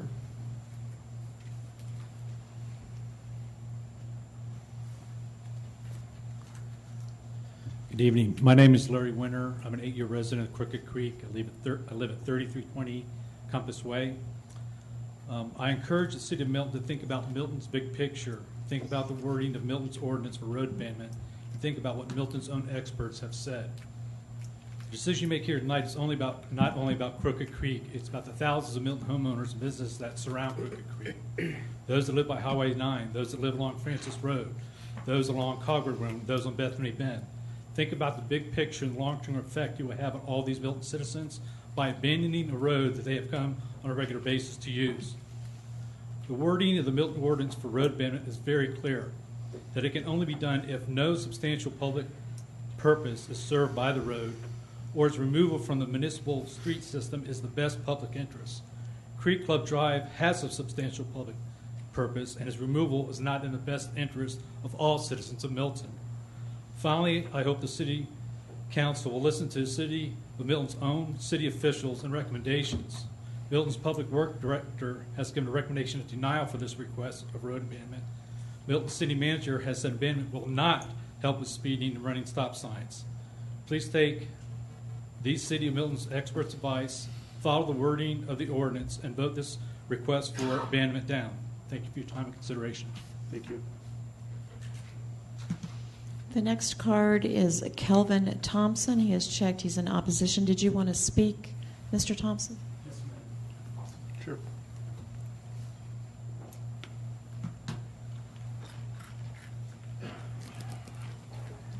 Good evening. How are you all? I am Kelvin Thompson. My wife Pat and I, we live at 14250 Morning Mountain Way in the Crooked Creek subdivision. I built my home, by the way, in Crooked Creek in 1996. I moved in the weekend of the Olympics. We have been so pleased to be residents of this community. I don't have any prepared comments, but I do have some things I'd like you to. You've heard some, both sides, the for and against, but I want to give you a couple other things that may not be apparent. I was an executive. I transferred in here from Ohio. Ken Horton, the owner at the time, actually recruited me, wanted me to be a part of this subdivision. I looked at some other subdivisions. Some of them were gated. I chose not to go to a gated community. And there was a reason for that. Where I came from, in Ohio, I had been in one of these exclusive communities, and I wanted my children to know what inclusion looks like. My son, who I raised, my kids, by the way, were on the front of the Crooked Creek newsletter and website on their rollerblades. My son is now a 27-year-old magna cum laude graduate getting ready to go to Cal Berkeley. My daughter is a 24-year-old critical care nurse. I have a 14-year-old now who's going to be educated in our schools. I never had one safety issue in our community. We really don't have a safety issue no more. Your city officials have presented you the facts to support that. What this really is about, by the way, is they keep referring to quality of life, right? There's an elephant in the room here that folks want to have it perceived that because you have a gated community, that your home valuation all of a sudden goes up and that you're exclusive. And frankly, I'm a golfer. I'm a tennis player, pretty good at both. I don't need my community to be gated, though, for me to feel good about who I am. This country has a lot of issues, and I do want to thank you all. I thank this country for being a democratic place where we can come and express our opinions. I would tell you tonight, and I'm a business executive, by the way, when I first moved, and I recruited a lot of my friends who live in subdivision in Crooked Creek today. They moved there because of me. I would be disappointed now if we did this to, quote unquote, improve the quality of life. Right? We wasted money when we just recently improved, and we added an observation tower, right, with a fireplace so that we could feel comfortable drinking our beer and our Merlot. There's a lot better use of our resources and our time. You've seen the facts about safety and drive-through. Most of the kids who run by me in their Jeeps and pickup trucks, they live in the subdivision. I know some of them. I call them by their names and tell them to slow down. These aren't outsiders. These are people in our subdivision. I think you've heard some potential remedies for other things where we don't have to consider this right up front. I think those should be on the table. The other thing, and I just got through reading the front page of the AJC yesterday about the move of the Braves. And the one thing that appalled me was our public figures, the lack of transparency, right? There was an elephant in the room, and you can read it for yourself, and it's going to probably come out. It was a lack of transparency, right? And one of the things I want to encourage you to do is there was a lack of transparency around this whole vote. There's a lot of my neighbors who like our subdivision who may have kind of voted yes, they're not for this. They gave you a number, 67.8. What did it take to approve it? 67. So who's the 0.8? See what I'm saying? So there's some things going on in the background here. I would just caution you. I love this community. And actually, I think our homeowners, they do an okay job. I don't agree with some of the things they do. But guess what? I've raised a family there, and I am proud to be a resident of this city. We got great services. There's some other things they haven't thought about around potential emergencies and acts of God. The one lady here just gave the allotment of those dollars isn't as clear cut as what you saw. So I just want to put that on the record. This is not a slam dunk. The community is not waiting outside these doors to go, great, we're gated. That's not what's going on in our subdivision. And frankly, if I wanted to live in the Manor or Country Club of the South or St. Ives, I would have moved there. When my friends come, I want to show them what inclusion looks like. Obviously, I have some bias there, don't I? So I would implore you, please consider some of the options. But this wasn't a slam dunk by any means. The reason they went from 100 to 67.8, because there were some things going on in the background, right? And I love the community. I love my neighbors, some of who are for this, right? So I have no bias other than that. But I would ask you, please give some thought to other remedies before we abandon the roads in Crooked Creek. Thank you. Thank you. Please hold the pause. Judy, do we have any other? I have some comments to read into the record. Okay, if you want to do that, and then we'll check the. You have a card for Mr. Martin? No, I do not. Did you want to speak, Mr. Martin? It says agenda item number 1, which is the TDR, but you wanted to speak on Crooked Creek. Okay, and that would be Michael Martin. Okay, Mr. Martin. Mr. Mayor, council people, members of the staff, city manager. I'm Michael Martin. I live at 1820 High Grove Club Drive in Wood Valley. And the first thing I want to say tonight is I'm deeply humbled by all the other speakers. I think we're seeing here what America is all about. And some of these speakers have almost brought me to tears because I'm just so proud to live here with this kind of quality people on both sides. I'm against the closing of Crooked Creek because I don't think it's right. That's the main reason. The other reason is it's not necessary at all. If the people in Crooked Creek want more privacy, there is a third solution, and that is you can close off the little individual enclaves in Crooked Creek and not close off Crooked Creek Drive and therefore not inconvenience everybody else who bought their houses and who live here with the expectation and the history of using that road. And basically, I don't want to say anything else because I think everybody else has already said it better than myself. Thank you very much. Thank you. Okay, Sue, you have a couple to read into the. I have 3 to read into the record. The first comes from Virginia Newman at 14280 Morning Mountain Way, Alpharetta, Georgia, 3009. Additional and unknown increases in HOA fees puts a burden on families in the community. Many families have struggled over the last several years with loss of jobs, and cuts in spending from residents also impacts the business community. Second, there has not been a quorum since 2008, and therefore the community has not elected open seats on the board. Seats have been appointed based on their position on gating. There has been no transparency to the community.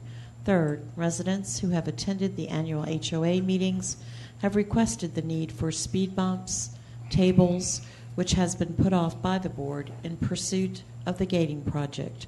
Fourth, traffic studies have not been shared with the community, and additional studies were put off. And lastly, fifth, majority of speeders in the neighborhood are residents. Gating would eliminate police patrolling and safety.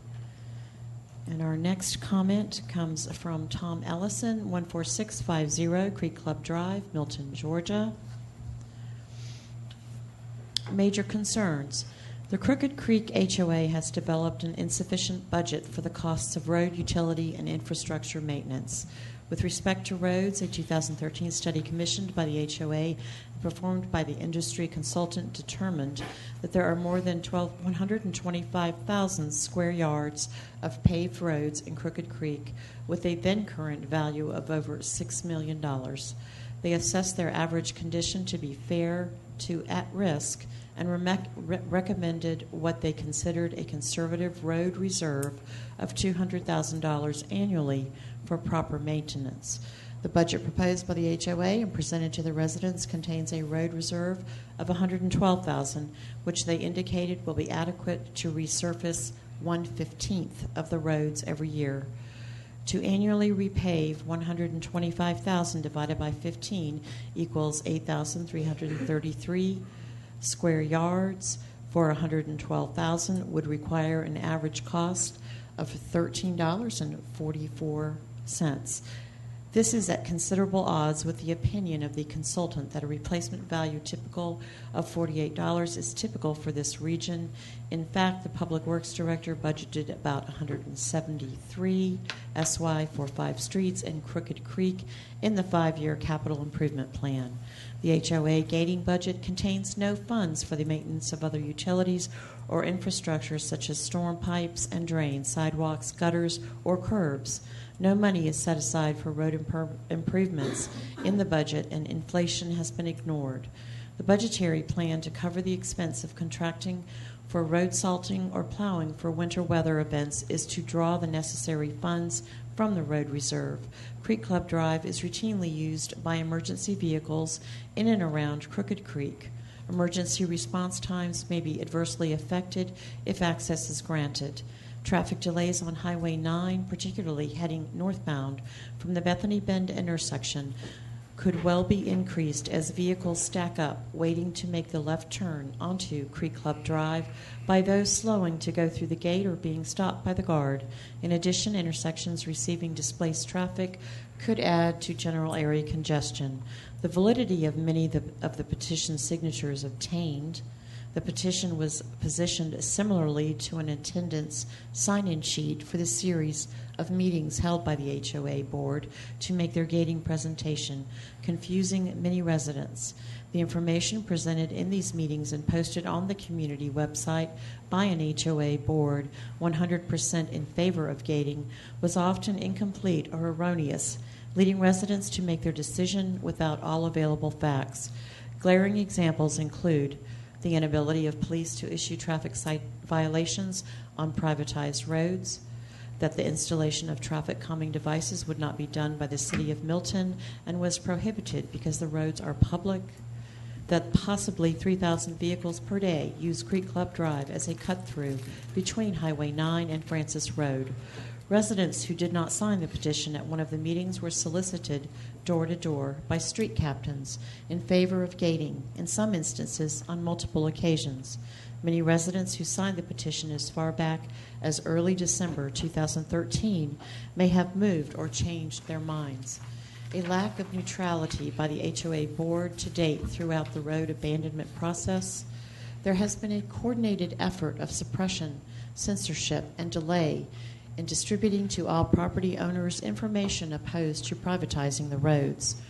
This effort includes permitting acknowledged deficient or false information to persist without correcting the record and communicating those corrections to all residents, disabling forum discussion sections on the community website, refusing to distribute information contrary to gating through the community email system, responding very slowly to questions asked about gating, communicating pertinent pavement condition and traffic studies only upon request, veiled defamation threats to gating opponents.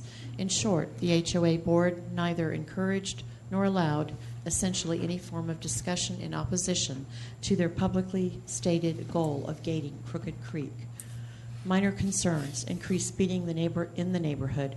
The Crooked Creek HOA commissioned a study by Kimley Horn dated May 23, 2014, which concluded that cut-through traffic on Creek Club Drive is minimal during most hours of the day and only reaches a notable level during the afternoon rush hour in the northbound direction.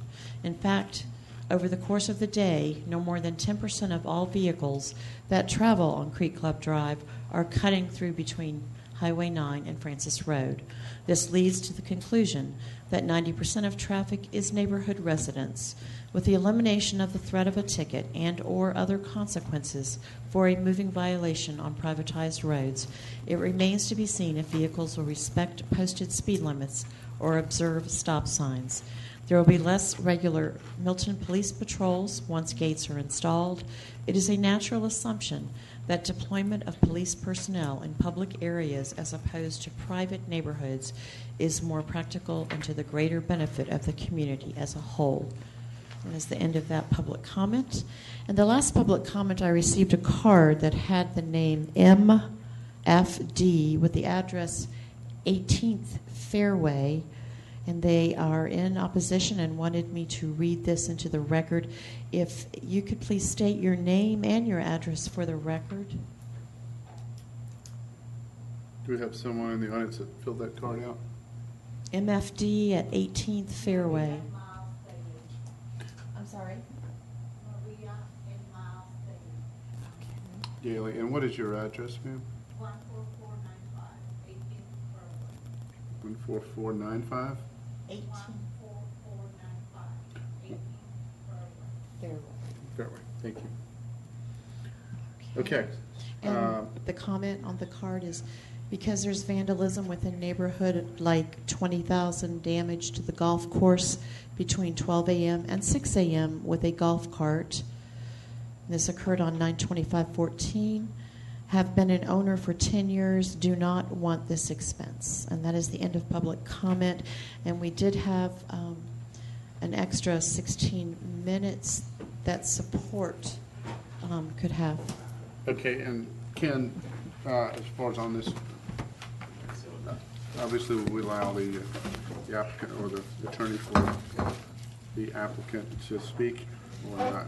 Mayor, that's obviously within the discretion of the council, but I will say that both those in favor and those in support got as much time as there were comment cards. So I think that the council would be well within its rights to consider the public hearing closed. Everyone that wanted to speak was given an opportunity to speak. Okay, is everybody all right with that? Yeah. Okay, I'll close the public hearing now. And before I open up questions and comments, and obviously it's very good to hear everybody and everybody's position on this. Unfortunately, it makes it tough because I see points from both sides. One thing I would like to say is the law changing from 100% to the 67. That was a state law. Now I'll be the first to agree with the 100%. It's pretty much unrealistic. You know, that's a pretty sure no on everything because whenever there's more than one person, it's pretty hard to get 100% approval. I felt early on that, you know, a super majority would be fair because, you know, I don't certainly consider myself wanting to make, you know, decisions for other people's, how they want to spend their money or their neighborhood. So again, I did think that having a super majority of a vote was a fair thing. Obviously, if a super majority votes, then they have to be responsible enough to be responsible for their actions and whatnot. But one thing I do want to also clarify, as long as this has gone on, it's always been considered the gating of Crooked Creek. Reality is, legally, we're not, in front of us, we're not voting on the gating of Crooked Creek. We're voting on the possible abandonment of the roads. Now, if that were to pass, that doesn't necessarily mean that the gating can go. There's still, I guess, some things that within the neighborhood would have to work out, and easements and this and that, and also some other traffic things they'd have to do. So just because we're sitting here tonight discussing this doesn't necessarily mean it's a slam dunk that the neighborhood can be gated, but we are voting on whether or not to abandon these roads. The other thing, you know, we talked about costs. There's a possibility, could be costs outside the neighborhood, traffic and whatnot. On the flip side, you know, as far as the city is concerned, and the neighborhood is absorbing those costs. And again, I'm not here to say whether that's right or wrong. That's to me, that's a decision that hopefully the homeowners could make, whether they want to incur that. But anyways, I'll open up for questions to either staff or to the attorney or homeowner association with Crooked Creek. Mr. Mayor, if I could interject in discussion here with the city attorney, we've got a suggestion potentially that since the public hearing is done, maybe we close that and move on in the agenda into new business. Let's go ahead and swap the first two items and sound this agenda item that will actually result in you taking some action. Okay. And let's get into that, and then you know, it's obvious that there's many members of the public that will be here through that decision, so let's go ahead and have that discussion. Okay, so clarify now, we've closed the public hearing, and So you're going to close the public hearing, move to new business, and then if the council will support swapping agenda items number 1 and 2, we'll just sound this agenda item and move forward. It makes. okay. Will my council, are they interested, were they okay if we swap the items so that we'll continue this item of discussion, we'll swap under new business item 1 and 2? So moved. All in favor, please say aye. Aye. Any opposed? That's unanimous. So since we closed that public hearing, we'll go into new business, but we'll hear item number 2, the consideration of a resolution to abandon all rights of way within the Crooked Creek subdivision. And Carter, I believe that's you again.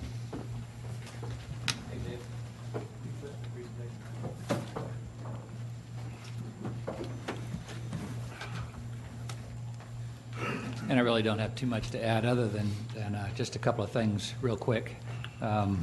One, having heard the comment from the community, I was very impressed on both sides and appreciate their participation in this process. Under our ordinance, I just want to read one particular section here, that it's hereby the express declaration of the governing authority of the City of Milton that obtaining documented support from the community, that an abandonment application is supported by a certain percentage of those affected. It is material, though not dispositive, component in determining whether or not an abandonment serves the public interest.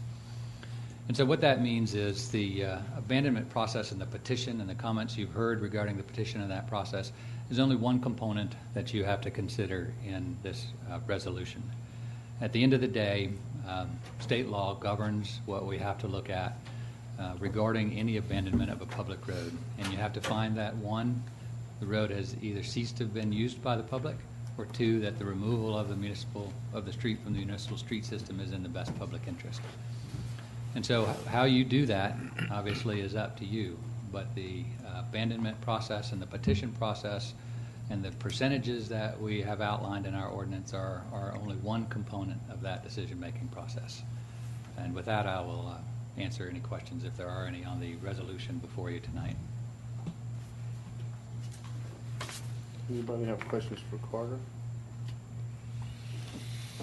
I might, to Carter's point, with the requirement for abandonment, I'm going to throw this over to the city attorney. That slide that we've got in front of us, Ken, what is your opinion on meeting the legality of this abandonment or decision on abandonment? Well, with respect to, first of all, there was the change of the law that actually changed it from just being that the roadway serves no substantial public purpose.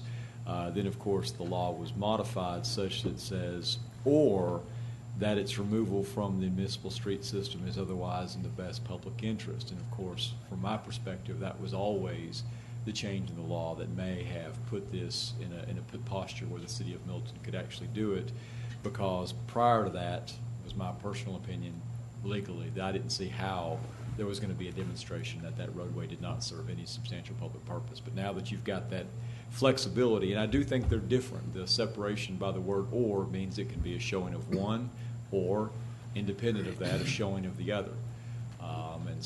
And to echo what Mr. Lucas said as well, the petition and the percentages of the homeowners, that is, of course, of interest, and that is expressly called out in your ordinance. But at the end of the day, the city council does not have the ability to delegate your own independent decision-making authority. You are vested with the discretion to go either way with respect to this. So the percentages are part of our process, that's true, but the discretion is still vested with you. Purely. Okay. Anybody have any questions or comments? Well, I've got a question, I guess. It was mentioned that this is for abandonment, and there's some other things that have to happen, potentially within the neighborhood, agreements this side or the other, for gating to take place. If that does not happen, if those agreements can't be made, this neighborhood still holds title to those roads for 5 years before they can even think about asking us to take those back. Is that correct? Yes, that is correct. Two people answered quietly, but yes, Okay. go ahead. Yes, Yes. that is correct. Sorry. The answer is there's a 5-year period before there can be a request to have the roads brought back under City of Milton ownership. That is true. I guess the question is does the neighborhood have all those agreements in place as we sit here tonight? Do we know? I don't know that our staff probably doesn't know, do we? I don't know that we know the answer to that question. Councilman Hugh, agreements, are you talking about agreements with respect to the gating? I would assume that there would need to be some sort of easements or. I heard a discussion from one of the speakers earlier about a required or requested easement, and of course, I don't know the answer to whether that easement's been secured or not. I don't know. I don't want to open up a free for all, but I mean, is there any way that we could get an answer to that from people that would know? To the extent the individual spoke and indicated that it was going to require an easement on his private property, he might be in a position to tell you whether he's issued that easement or not. Is that appropriate to? It's a question of council as part of the deliberation process, absolutely. I would like to pose that question. Yes, we have decided to do things, and it's really up to Steve and others to actually discuss that, but we have not signed away any right. We haven't signed away any right without bank for that to happen also. Okay, thank you. Mr. Mayor, just moving forward too, if I could just have everybody's attention that if we are going to have an interaction with people in the audience, because this is recorded, and for the purposes of minutes, if those people, it's great that they want to speak, but Correct. they should return back to the microphone. If you wouldn't mind, and also just for the record, state your name and address again. My name is Gerald Bryant, 14785 Creek Club Drive. We have not signed away any right of way. Our bank has not approved anything for something to be developed in front of our house as far as a gate or anything like that. So that has not been agreed upon. Thank you, thank you. I'd also like to take that one step forward if the council's okay, and possibly ask the Crooked Creek's legal, Mr. Westmoreland, if he wanted to comment that, or the HOA president. Okay. Please, if you would, The name and Steve address for the Tipton, record. 920 Autumn Close. Just very briefly about all of the easements that we are required to build this have been acquired, and we're done with that process. We, in the case of Mr. Bryant's property, we redesigned the entrance to the back of the neighborhood, and by doing so, there is no gate in his yard. There is no gate intruding onto his property. And quite frankly, the way his house looks now is exactly the way his house will look after the egress and entrance gates are put back up. So those designs were changed because of an objection that he had about taking some of his yard, which was about 18 inches on one part of the front. So we made a change. So we redesigned that entrance, and all the rest of the easements that we would require to build the exit on the back, we have in our possession and ready to go. So hope that adds some clarity to the statement. Bill, I think you had a question. Yeah, it's for city attorney again. The second item under the requirements for abandonment is removal from the municipal street system is otherwise in the best public interest. Yes, sir. I always had an interest in the law. And a lot of times what it comes down to is interpretation of words. And here you have a combination of three words, best public interest. I think I know what it means, but I'd like to get a legal interpretation of it. Sure, it is a concept, first of all, that is intended to vest in the city council. You are, for purposes of the city of Milton, considered to be the finders of the best public interest as the elected representatives of the people. What it means, it means, and I'm not going to suggest to you that it has no meaning, because it does have meaning, but with respect to defining it, that can be a little challenging. I think it means, candidly, it is a mix of things, for instance, like your city engineer and the recommendation of your expert and technical staff as to what is appropriate in the best public interest. And it is, of course, based upon some of the public comments that you have heard this evening, both pro and con. What is in the best public interest? It would be fair to say that traffic flow matters, property values matter, crime and traffic congestion in the city of Milton matter. And candidly, that has been one of the more laudable things about the public hearing this evening is all of those topics have been addressed with varied opinions on each of them. And again, you act a little bit, I'm not going to suggest in like a judge and jury necessarily, but you do in fact act as the finders of putting all of those concepts together and determining does the relinquishment of this city-owned right-of-way in this context make good sense and serve the overall interests of the city of Milton, not any particular slice of the city of Milton, but the overall interests of the community, the city of Milton community as a collective. It's challenging to try and define it more because all of the variables I've just identified have to go into your collective thought process. And that's the case. And candidly, the city of Milton does a great job on this. You've got great staff. They've done a great job, put together a great presentation, very knowledgeable, and then supplemented with all of the input from the citizens. I can't imagine a better record for you to make that decision on. But again, at the end of the day, the General Assembly in their enlightened wisdom in 2010 decided to give you, invest in you a tremendous amount of discretion as to what is in fact the best public interest. I believe that you would be, from a standpoint of a review of your decision making, it would be, I believe, whether you have, based upon the record presented, whether you have abused that discretion.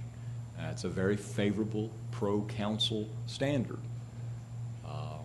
of review. And again, I know that wasn't necessarily the question, what would the standard of review be, but sometimes it's best to know, what do I have to consider? Well, what would somebody reviewing it consider? And they would review, was there an abuse of discretion in your making your decision? Well, thank you. And I knew the answer to that, but I wanted everybody else here to understand the dilemma that we go through in cases like this. It's not easy. But maybe another, go ahead. No, I'd just say our city attorney did a great job at illustrating how a lawyer can answer a question to where you don't really know where you're at when you're through. That's because they get paid by the hour. So. Mayor, that's why you have me here. It's by the word. All right. Did you have anything? I had another question too.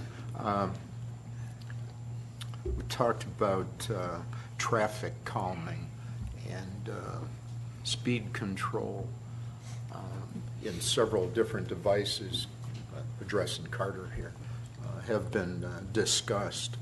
And I know of one road in particular in Milton's gravel road, it's Wood Road, where speed tables were installed. And I believe that was before we were incorporated. But those were installed. Fulton County wouldn't assume the cost of doing that. The neighbors up and down, or residents up and down Wood Road did that.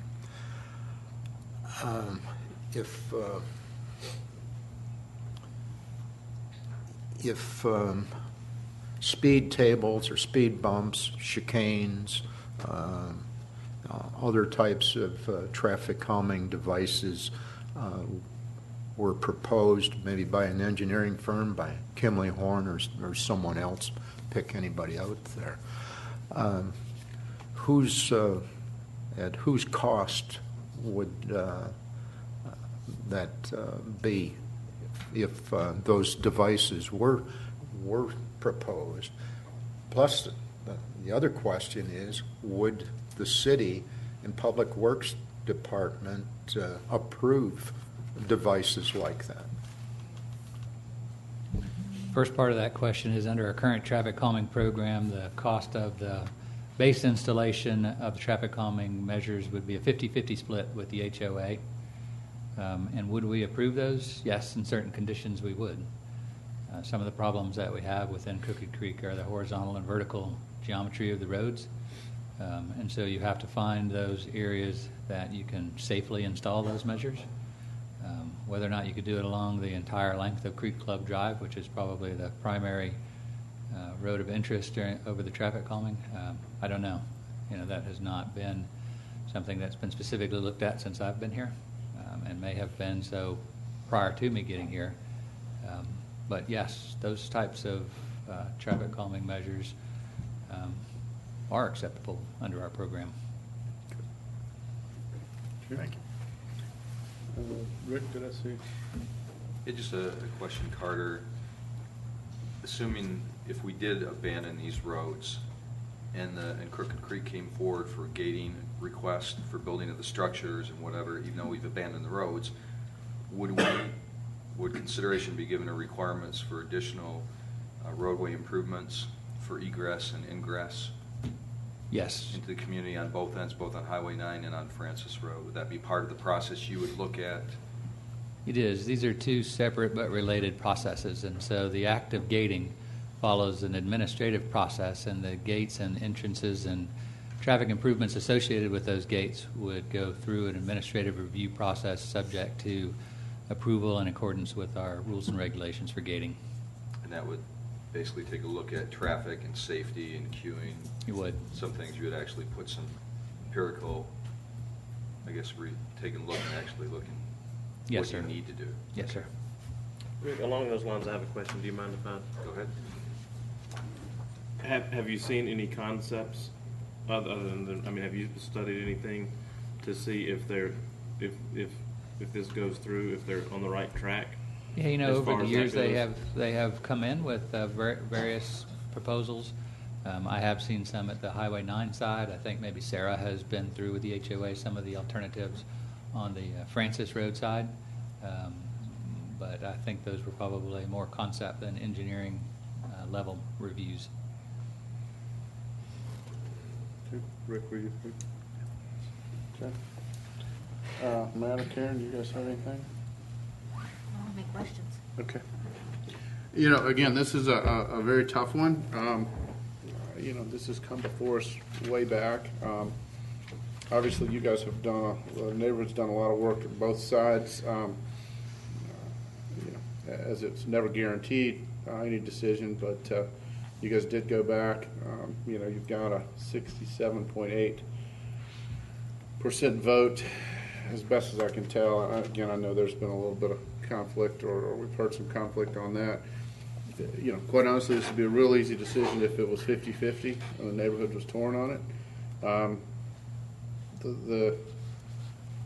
The argument, I guess, that I could come up with that in support of it in the best public interest overall could be the cost that the city is not, the cost of the maintenance of the roads and infrastructure is being taken on by the private neighborhood, and that money could be used to improve roads elsewhere. I understand that a lot of people are concerned about safety in the neighborhood, and I get that, but I don't know that you can spread across the entire city if that is in the best interest of the rest of the city. So, but and again, I'll leave it up to the council to make a motion, but personally, and it's a very tough decision because I understand both sides, but with a super majority of the neighborhood voting to go in one direction, that would be the item that I would support. So, Karen? I just want to say, when I worked on forming the city of Milton, it was for one particular reason, and I really believe that those that are closest to a situation ought to be the ones that determine its outcome. And that's why it was so important to me that we formed the city of Milton, because I really felt like the people that lived in the city ought to be the ones who got to decide about the city. And I kind of feel the same about this. And I was not in favor at all of something 50-50 because, there's not much difference in 51 and 49, especially in any kind of election, it seems like. But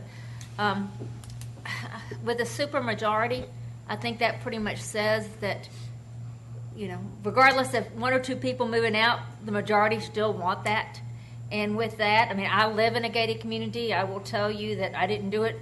When we moved in, we took the first lot down in the subdivision. I didn't know it was going to be gated, so I didn't do it for its exclusivity. I love living in a gated community. I feel very safe in it. A lot of times And not because our police aren't there, but they can't be everywhere all the time. And it just, it's nice knowing that when my husband's out of town, that my 2 golden retrievers don't have to be the only ones protecting me. There is a gate out there, and the cat, which is probably the better protection. But I really do like it. As far as the police not being in there to patrol, they do come in and out, but yes, they don't patrol. But I'll tell you who does patrol, and that's the people within the subdivision. If you allow the people within the subdivision to patrol, believe me, they will. And when an email comes out that says that a white Lexus XUV has been seen speeding up and down the street on several occasions, everybody knows whose car that is, and that car starts slowing down. So you do start more self-patrolling yourself when you know you have to, and if you're allowed to do it. And it's for that reason I'd really like to make a motion to approve for consideration of a resolution to abandon all rights of way within the Crooked Creek subdivision, agenda item number 14-251. Okay, I've got a motion. Did I hear a second? Yeah, second. I've got a motion for approval from Councilmember Thurman and a second from Councilmember Coons. Is there any discussion on this motion? Councilmember Thurman, just a point of clarification, and I would ask that maybe the maker of the second agree to this if that is in fact true. Councilmember Thurman, would it be fair to say that your motion is based upon your finding that it is in the best public interest for this road to be abandoned? Absolutely. And does the maker of the second concur with that? I concur. Thank you. Okay, I've got a motion and a second for approval based on the motion maker finding this is the best interest of the public. Councilmember Lusk. Issue came up earlier about access for biking groups. Would that be a condition of this proposal? Councilman Lusk, I'm not sure that we can make a condition. I mean, what we are talking about doing is relinquishing any further city control and this no longer being part of the city street system. So I think this is sort of an all or. You know, and I would just comment on that. Good point, but I would think that Crooked Creek, to be a good neighbor, that would be more in their best interest to be a good neighbor to our citizens, but we can't control that. All right, Matt? Yeah, I mean, on discussion on this, I remember several years ago when we went campaigning in Crooked Creek, and I was stopped at a stop sign talking to someone, and 5 people ran the stop sign right next to me. I can't get over that. Don't know if they were Crooked Creek members or not, but I recognized that there was an issue that was going on, and when I was there, I thought that, I agree with Karen. Those that are closest to the situation know best what's going on. Sometimes that means we have to get involved. That means we have to be a part of our communities. My own HOA has elections tonight for a board to replace 2 positions, and I would hope that those who are in favor and in opposition will run for their positions in an HOA board, because that leadership is critical to the success of our overall. And I would say that from a public interest perspective, developing leaders within our own community is probably the best sort of public interest that we can create. And we need good HOAs. However, that doesn't mean they should all always get along. We need people to be involved in those local governments. And it's not easy being up there and being in those positions, but we have to make these decisions. And so as it is, I look at a lot of these issues that are brought before us, and most of that, I believe, should be brought on the accountability of the leaders within the subdivision. And from that perspective, the most important thing you can do is to continue to raise your voices to be heard at the local meetings. And if it's not, then there's repercussions that you can have from a legal perspective. So I understand what's going on as it is. I believe that the traffic issues going on around Crooked Creek, if it was to be there, those sections 1, 2, and 3 you mentioned, those intersections, traffic is going to drive those to be improved anyway. I'm seeing it already with all the development in Cherokee County and Forsyth, et cetera. And even as you go up Highway 9, great comments on the traffic up there, because I get stuck there all the time, not even with the Crooked Creek aspect. It's already there. And so, as we look at these issues, we're going to have to make traffic improvements outside of Crooked Creek anyway. I don't see that being something that should deter us in making this decision. But I believe in local control. I believe that if they take this on as a leadership and then they don't do it right, you should be accountable and should be voted out. And I would support those that would. But that's your pressure, that's your willingness as the HOA president and board. And from that perspective, I want to see a community thrive under its own merit. And I think that involves everybody getting together to do this. And as I thought about this process, I'm excited for the opportunity of the residents of Crooked Creek to find a way to come together on this issue and make it happen for your own benefit, because I think the stronger you are as a community of Crooked Creek, that makes Milton stronger as well. Okay. Anybody else? Okay. And again, I'll just echo I certainly, and I respect what everybody said in both positions. As I said earlier, and also Councilmember Thurman said, when the majority or super majority vote, that's what swayed me. But if there's Bill. Just one last comment, and I've been struggling with this phrase, best public interest, and I guess defining it in my own terms is to consider what the public is, or the extent of the public. Is it the residents of Crooked Creek, residents of Francis Road, Crooked Creek, and Highway 9? Is it the entire city of Milton? Is it all of North Fulton County?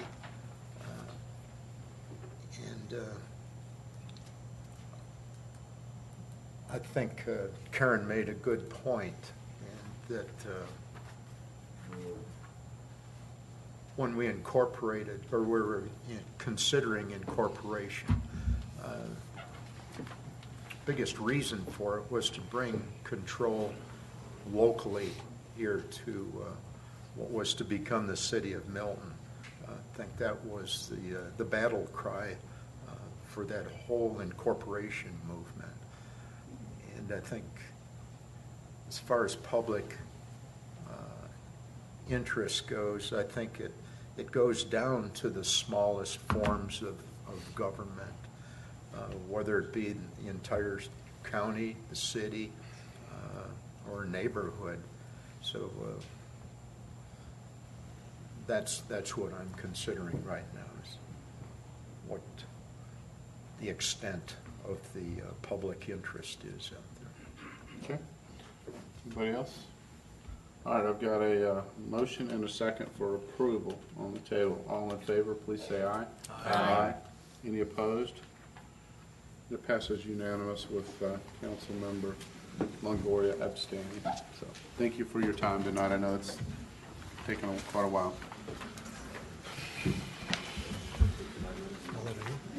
All right, I'm going to continue on. All right, Sudie, if you wouldn't mind calling the next item. Our next item is consideration of a resolution authorizing the offering for sale of transferable development rights in certain city-owned property, authorizing the imposition of a conservation easement and/or public access easement on said property, and for other purposes. Agenda item number 14281, Ms. Kathy Field. Okay, hold on one second, Kathy, until it quietens down for just a second. I've got to leave in approximately 25 minutes.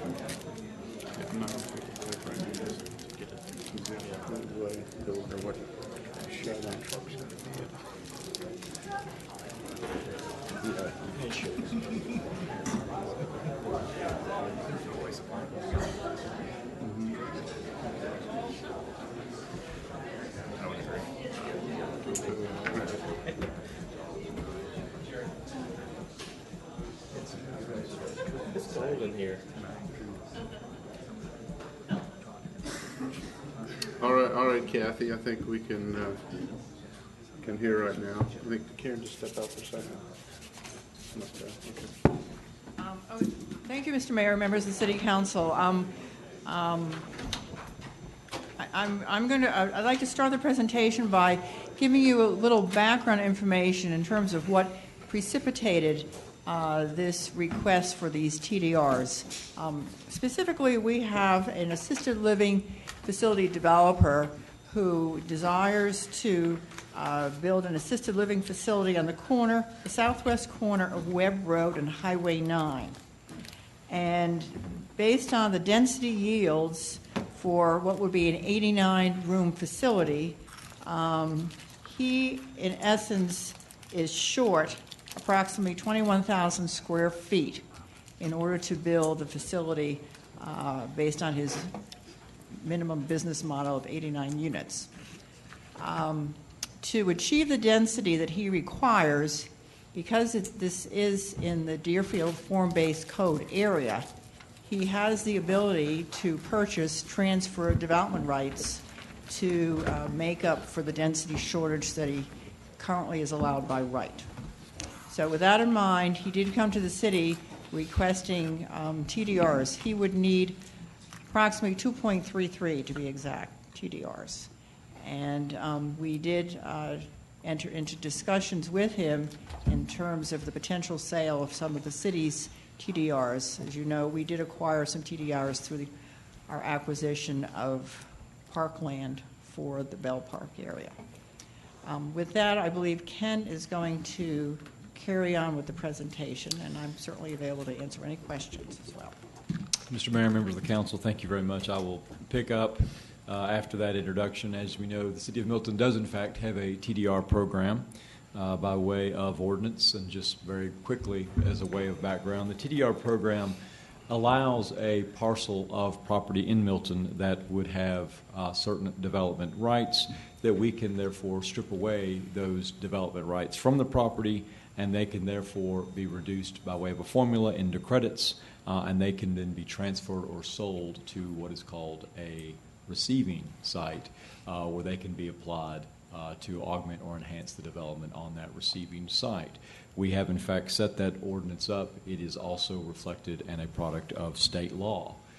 The price, as our ordinance says, for those TDRs that can be sold on the market is to be negotiated between a TDR buyer and seller. The TDR program actually has at its genesis state law. OCGA 3366A1 is the Georgia Code section that actually creates the TDR program in Georgia, and has a definition of a sending property, the sending property being the property where the development rights are pulled away from, the bundle of sticks, if you will, that we separate from the property. And in fact, the definition of a sending property includes a property that is a parcel with special characteristics to include a recreation area or parkland. And that is, of course, in the state of Georgia's definition. The City of Milton's TDR ordinance contemplates that city-owned property purchased after the enactment of the city's TDR program may be used as a sending site. That is expressly set forth in the City of Milton's ordinance. The ordinance further contemplates that in order to perfect the removal of those developmental rights away from the sending site will then be encumbered with a conservation easement or a public access easement. And of course, the purpose is to permanently thwart or frustrate the potential development of that property. And I will point out to you that the Georgia Code, OCGA 37376, specifically allows a municipality to encumber its own property with a conservation easement, just as the City of Milton's ordinance does. So therefore, with that sort of very brief legal background, you have before you this evening a resolution that would authorize the sale of TDRs in certain city-owned park property, and if authorized, the imposition of a conservation easement on and over that city acreage for which the development rights are removed. And this is the first TDR sale in Milton. And of course, this sale or this proposed sale has been facilitated to hopefully accomplish multiple objectives. Again, being the first of its kind in Milton, there were a few things that were of interest. Number one, doing it this way. In other words, the first sale being something that the City of Milton had actually put together. It allowed us, meaning city legal team, city staff, to closely monitor the TDR process, this first sale. It ensured maximum accountability as we work through the transfer, which, again, we've not perfected yet, but we've attempted to. It has allowed us to prepare the documents that will be needed as part of the actual conveyance, and has allowed staff to become comfortable with the process that hopefully will be duplicated as a means of otherwise facilitating and jump-starting the TDR program. The city, of course, will have to sell any interest in our property by way of a public auction or sealed bids. That's because we're selling a bundle of sticks owned by a local government. That's a little different than what would occur in a pure private-to-private sale, but nonetheless, another level of accountability. And further, and this is something for the council to consider, the funds the city will derive from this transfer and this conveyance of the TDRs can be earmarked for further conservation and preservation efforts, effectively allowing the city to leverage its parks and open spaces in a way to generate more funds to do the very thing of acquiring more parks or more conservation easements. Bottom line, this is a controlled first run at a program that will hopefully be successful and lead to the protection of more open space and conservation areas in the city.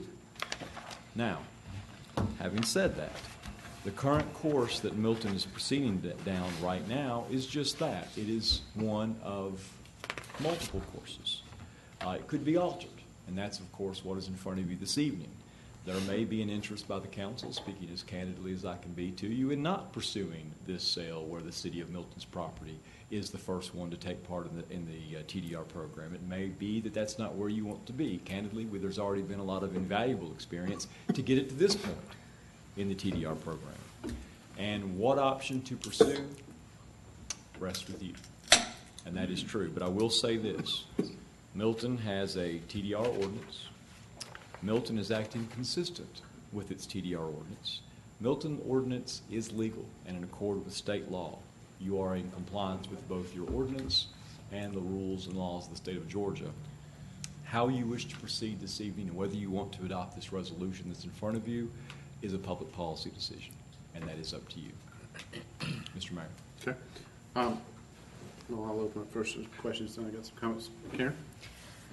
Ken, I had spoken to Chris yesterday concerning, and you kind of touched on it, the possibility of setting up a separate fund to hold any proceeds from the sale of TDRs, to put money in specifically each year that would go for certain conservation enhancements that we could actually decide as a council, to treat it almost like we do the hotel motel tax fund, where you know exactly or limited to exactly what it could be used for. And, my hope would be that the city would purchase a whole lot more of TDRs going forward and then sell those and use that proceeds to even purchase more if that what we're really wanting to do is to, conserve open space. Is that something that we can, if we approve this tonight, we could still set up the parameters for what that was used for at a later time, or does that have to be set now, or how does that work? The city manager mentioned that to me. That is something that could be set up in the future, and I do believe that is that is something that you could do as far as trying to earmark those funds. The only caveat I'd make to that at all is simply one council's ability to bind a future council in the areas of budgeting. But to the extent this council wanted to set up a program like that, earmark proceeds from TDR sales to that, you could do that. Candidly, would any council in the future want to disturb that? Probably not. But you could earmark the funds that way. Because yes. Even the money that we have, the $300,000 a year that we're setting aside now in the budget, rather than just going to a capital improvement budget, I would rather it go to a separate fund where we knew what it was going to be for, and it would be a little bit, granted you can move it out, you could always do that, right. But it just makes it a little bit more difficult once it got into a separate conservation fund to do that. And so that's something that you think we could do? I do. If that's the direction of the council, we can do that. Okay. Bill?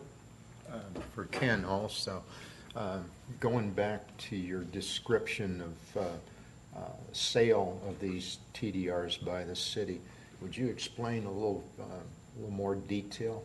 Are we going to have to put this out in a public auction format? We are going to actually do a sealed bid, I believe is the proposal, to do a sealed bid with a reserve, is what my understanding is. And so that's perfectly acceptable, and that's the way that the state law requires that we sell any interest in city-owned real property.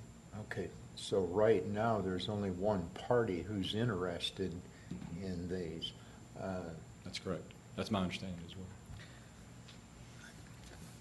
Trying to craft the question to go around this, but I will say this, just to maybe bail you out on that, to the extent that the concern is, I have certainly seen, look, local governments have to sell assets a certain way. The state law mandates that, and I have seen other situations where local governments have had to go through a protocol or a particular public bid or auction scenario where there's really only one buyer. Right. But it's the transparency that is much more important than whether or not that makes a lot of intuitive sense. Right. That's what I was trying to get a hold of. Okay. Well, go ahead, Joe. Well, I don't know if you guys remember, but I didn't like the TDR program from the get-go, but the city passed the ordinance. I'm willing to work under the rules of the ordinance and do whatever needs to be done in terms of making decisions. The question that I have is, does this particular potential developer have any options other than pursuing a TDR option? In other words, is it within the power of the city council to grant any type of a variance if requested to allow them to do the development that they propose to do without ever having to acquire a TDR? I think the answer to that question, it was sort of rhetorical, is obviously yes. I mean, we can grant variances based on just about anything. So if we don't have competition for a TDR, which I think is the point that Councilmember Lusk was getting to. Oh, I'm wrong? Oh, okay. Yes, Councilman Longoria. You can't grant a variance for density, and this is what you would have to you would be asking for is density variance. Yeah, you could. Well, I suppose you could rezone. He could acquire more land, which I guess is off the table. So it would have to be either a rezoning or using the TDR. And the idea with the TDR was that you wouldn't have to rezone, right? If you wanted to add a density, you would just go and acquire it. Okay. But you can rezone. Okay.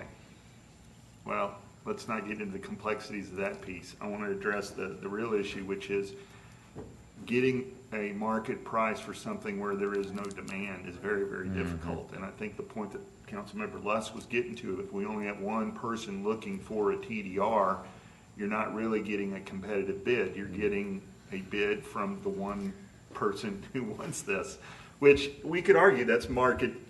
That's what the market will bear, whatever he's willing to offer or whatever the property owner is willing to offer. I just was wanting to look at an option so that we can wait on a TDR strategy till such time as there's actually a TDR demand. Well, I think too, the reserve sets our bottom. I'm sorry. Yeah, go ahead. You can go ahead. I mean, to me, that's what the reserve does, is set that.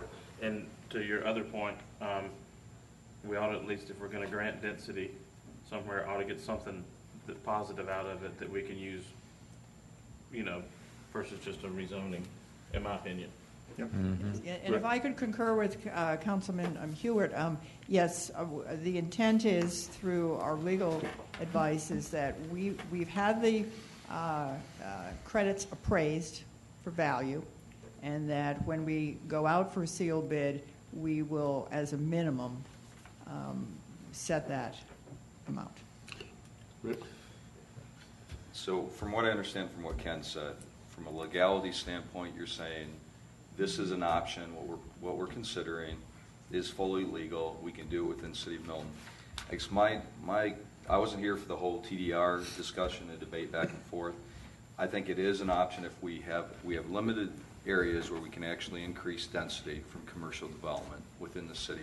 My concern on this one is if we intended to have TDRs be used for preserving green space, are we really accomplishing that when we're doing this transaction? Because is the parkland, I know we have the option to do it, but are we really, when I look on a broader base, are we really accomplishing the goal of preserving green space with the sale of this TDR versus potentially someone outside that has green space in the outlying areas of the city and again, I wasn't here for the whole discussion, but that would be my concern. And do we know, are there no other options of green space within Milton where people are ready to come forward and consider TDRs? Yeah, let me kind of address too, make a couple comments. You know, and this is going back and forth, and I believe that, you know, and you can always argue it, but that legally we could go this route. I'm comfortable that way. Granted, there's different ways to do it, and this everybody may or may not agree with this way, or there's always different ways to skin a cat. I think we got to look at what is the best interest of the city. Now, to Rick's point, yeah, we may say, well, if it's a part of a park, it's kind of preserved, you know, in essence anyways. Now, there may be parts of the park that aren't, that we could put in there. Now, to one thing that we can do, and Karen touched on it, you know, if the city were to sell these TDRs with the basically the taxpayers' dollars that bought the park, and then our taxpayers would be getting some money back, we could turn around and buy some more green space, buy some more land. So, to me, that's accomplishing. You know, it's again, we got to figure out what we're trying to accomplish and which way we go. Now, on the other side, there probably is, you know, somebody on the private side. I think we've actually had some here that have offered to donate the first ones. Now, the only problem with that I see is I think ultimately for a community and the ultimate goal, I think we need to make sure that the values of these TDRs marketplace go up and up, because that's going to incentivize more people to use it to save more green space. So to me, that's where I struggle. I say I struggle, or my decision is, you know, what's going to get us to the level where people use the TDRs and the value is there to where, you know, we're getting the maximum goal. As to whether we do this first one, albeit legally, right, with the park and you know, maybe use the money that we get to buy some more land to conserve, or, you know, we can always defer this and throw it out to the market and see, you know, if somebody, a private individual wants to take it. But again, the only concern would be, you know, that first one's, you know, at a low dollar, that may set the bar, and it's going to take a long time to bring it up. So that's right. That would kind of be my concern. But which way is going to get us to the ultimate goal of preserving more land? So it's either a low dollar or high dollar. We don't know what they may appraise at. Well, I think this one we do know, based on the land appraisal. I would say. Well, that's my question to Kathy. And that was the reserve price there. Am I correct, Kathy, if you want to explain that, how that works or has worked? Well, we have been advised, because it is a city asset, that when we sell it, that we need to sell it for fair market value. So we did have an appraisal. We had Jeff Dorfman from UGA. It was very difficult to find an appraiser because no one has really done this before. So we did find Jeff, who actually worked on the original ordinance. So he was very helpful. We have an appraisal with a methodology, so we can update it in the future as need be. And that certainly, we would include that with the sealed bid. That would be part of it, because it would be the reserve. To clarify that for me, that was my question, continuing this whole discussion here. So is that appraisal public knowledge? It is I'm not. advised no. Just like any property acquisition? It is not at this time. It is not public. And again, if this was a pure private-to-private sale, again, not involving the city of Milton, the ordinance is very specific that the price of the TDRs is negotiated exclusively between the two private parties. Right. We won't be involved at all. Market value. Exactly. So what, if we have, well, one bidder or three bidders then, and the price or the buying price doesn't come in at appraised value, then what? It's my understanding that the appraisal report will be included as part of the bid documents. So at that time, such time we go out to bid. I think the answer to your question, if we don't receive the reserve that we're looking for in bid, we don't sell. And we don't reserve. Right. We're not putting the reserve price out even at the bid time. I mean, we're keeping that to ourselves. We have to. At the time the bid goes out, we all have this to. will go out. It is not yet. If there's Gotcha. Which I'm anticipating, should this hypothetically passed this evening, we would start the bid process next week. So within the next 2 weeks, that appraisal report would be out as part of the bid package. Matt?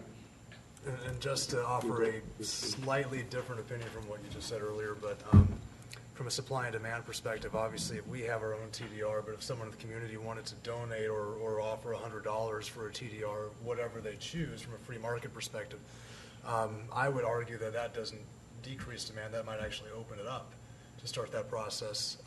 And then the prices will eventually go up as that demand increases. So I think starting at a lower price by opening it up to more bidders, if there are other people that want to have TDRs available, would be beneficial if it were to be held off. I was hoping to wait till public comment to make this, but or after that, but obviously the only difference is how long that process would take for a public person to start a TDR. Right. And I think that is that several months? I mean, is it a land trust involved and things like that too? So. That's the question that we need to ask with regards to the rights of the developer, quite honestly. So, just making some points. Yeah, no, that was, to my point earlier, was we may want to, open it up for whatever. It just depends on what's the ultimate, what's best for the ultimate goal. And that's why I said, we could certainly defer this for a couple of weeks and, see what we get from the public. Again, my concern, if someone is willing to donate, that's great, but,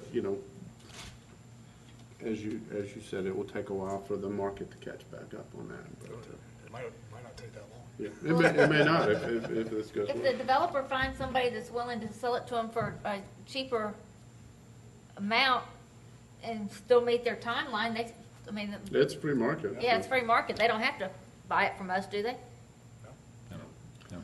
No. Councilman Orlowski, I want to go back to your point very quickly, just to make very clear.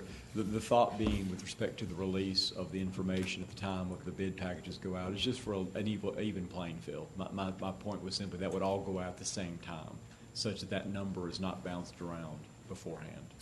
That's my point. I'll ask Ken and Kathy, Chris, and again, forgive us, this is new. This is, first time we're doing this, so we're trying to openly discuss this and look at options. If we were to defer this decision tonight, what would be the process to kind of weigh both options to give some other opportunities for the developer to buy from a private individual? Like I say, I see pluses in both ways for our community. I can see pros in both applications, and that's partly why we're here tonight, is to figure out what direction the council wants to provide to us from a policy perspective. The good news is that having worked this process through as far as we've worked it through, many of the form documents that are needed to make a transaction occur have been created, and we kind of did that by design, so that you kind of the way you write a contract. You write a contract once, you can use it 10 times by just changing some of the information in it that's specific to an event. So I don't know how to answer your question by saying if you defer it for 2 weeks, is that going to be sufficient time to get from an application to an actual deal? I don't know. We can, if that's what you want to do, we're happy to move in that direction and see what happens in the next couple of weeks, and see if we can't partner this developer up with a landowner in Milton who has available land that they want to apply this TDR program to. We'll certainly facilitate by getting all the appropriate forms. There's going to be a process that has to go into place, though, to make sure that the land that's offered is actually available to for the TDR program. So there's going to be some cost and expense that goes on the front end to either the buyer or the seller. But if that's the direction the council wants to go, that's fine with us. I just need to know where you stand from that perspective. Well, let me clarify that. I mean, obviously tonight we could support this. It's on the agenda and move forward.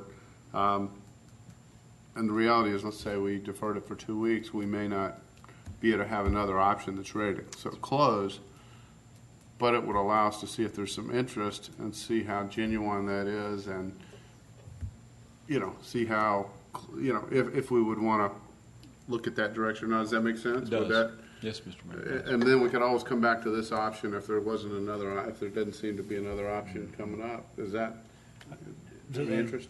My thought, I'm sorry, but I think we might be getting ahead of ourselves. I don't know if we have any public comment tonight. Pardon me? Yep.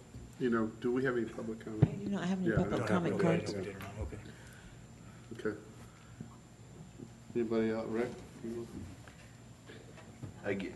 Again, I guess what I'm struggling with, I understand the pros of doing this. We could then get money that we could put in reserve that theoretically we could purchase additional green space. I guess Chris, what's the process for someone, a private seller to actually make their property available, or how does it become available for TDR? Have we define that? Do we know how that works? We do, and I could read to you from our TDR program administrative procedures. I could also email it out to the council tonight so you could read through the 3 pages. It kind of steps it through start to finish. Big high level, it starts with an application that's received by the city, and then there's some reviews done to make sure that the property actually would be one that would be eligible. If the person is applying for an open space TDR, sending site designation, so that's likely what would occur in this case. We would be the sending site in this case. The applicant submits an unsigned conservation easement based on model easement provided by the city, limiting future development of the sending site to a density of no more than 1 dwelling per parcel, et cetera, et cetera. We'll go through a review process. And I guess to sum it all up, there's a process that starts with an application and ultimately certifies the property as being one that's eligible. And then we would move it forward to get it closed. And once it's closed, and then the developer would hold those development rights after the transactions. So you do it on an individual by individual basis. Someone is not pre-certified or... Well, we could have, and I guess our vision probably longer term is to have a host of people apply to be sending sites so that it's already in the hopper and in the queue if we get, in this case, presents itself again where we have a guy that wants to build something, wants to build a use, I think that fits, I think the council would suggest it fits in the area. We don't have one. It'd be nice to have some type of facility to start to cater to our aging population. All those right things are at the tail end of this, that if we can figure out what's the right way to, if it's right to use the TDR program, what's the right way to use it so that that can be the ultimate outcome. Okay, Bill? Do you think we'll have time next week during the work session to have Randall touch upon this? I think to some degree he's going to come and talk about TDRs. I think the focus of next week and really the bulk of the meat of the evening will be conservation subdivisions, because that's what we've actually asked him to come and speak about, and that's the hands-on exercise that he's going to perform while he's here. But he has done some writing on transfer development rights. If you decide to hold this and have questions, absolutely. Actually, we've got an expert in the building. We might as well get our minds on it. Absolutely. So, if we could set some time aside for him to address this whole thing. the other option you've got is if we run short on time on Monday night, we purposefully scheduled his return later on Tuesday because he has indicated that he'd be willing to stick around and do general question and answer Tuesday morning on kind of whatever needs to be followed back up upon from what's ever discovered on Monday night. So there'll be an opportunity in one of those two times to hopefully fully utilize his experience while he's here. I think that'd be valuable. You know, I'm just going to suggest, even if ultimately this is the best route or not, you know, I think it would warrant, you know, maybe a slight deferral, at least plus next week. We can ask questions and whatnot. And, you know, again, I don't think we're running on that big of a time crunch, you know, a couple of weeks. If I'm going to throw that out. And respectfully, we do have one public comment. Okay. Well, let's allow our public comment then. That's Miss Laura Rencher. Okay.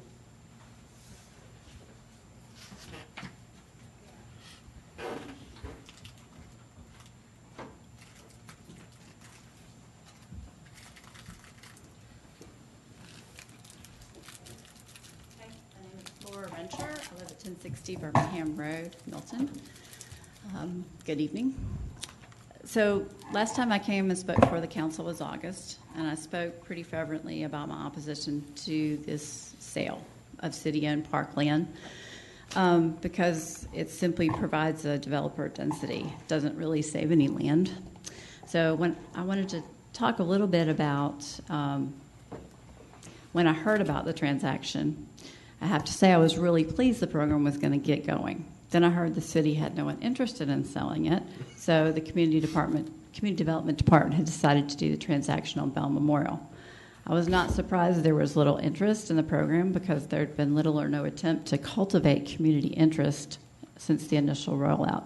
So I called offering my land, I sent a survey, explained this was a great opportunity to educate the community and let them see an example of a neighbor who was willing to conserve their land. If my land wouldn't work, I was confident I can find another landowner who would participate.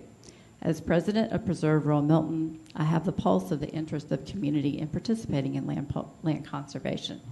Despite my enthusiastic conversation with the planner, no one ever called me back to follow up. So here we are 6 months later, no land conserved with TDRs, and we have a transaction up for discussion that completely undermines the purpose of the TDR program, which is to conserve land. A program that is intended for land conservation will continue to provide density increases and no land conservation. The transaction does not have any land preservation value, yet the density, it goes to the developer. Furthermore, the ordinance makes it appear that the Community Development Department intends to continue to use city-owned land for TDRs. This is, and I want to let you know, I've done a little research on this. This is not done, okay? There's no record of anybody doing this anywhere in the U.S. And that's because it doesn't save land, because this is about saving land and saving green space. So, it's a little more palatable when you're talking about saving the money to buy green space, but there's lots of ways to do that, and I really think that we should let this program, which is designed to save green space, because, city parkland is already saved, and I think that's incredibly obvious. I do not understand, and the public thinks that's incredibly obvious. So it's really hard for me to understand why we're doing it this way. I'd like to share an example of an appropriate use of TDRs for land conservation. My neighbor, Jim Bell, is actually considering putting some of his land up for sale. He loves the woods and green pastures, but financial pressure and the real estate boom made it imprudent not to put his land on the market. Neither one of us want to see the land develop, so we began to work on a plan to preserve it using conservation easements. Our plan is a perfect example of how these 3 TDRs could have been used to save beautiful land in the rural part of the city, land that is actually at risk for development. The 3 TDRs in this transaction would not have paid for this whole public use conservation area, but it could be a start. The city could have chosen to pick up the difference through an additional purchase of developmental rights. And I presented this at the Crabapple Fest last weekend, and Jim is very open to it. It is a proposed passive recreation park on his property. I think it would be fairly inexpensive. I got amazing public and community support for this. It's an 18-acre park. It goes around the perimeter of his property. 10 acres, of course, is already preserved as a green cemetery.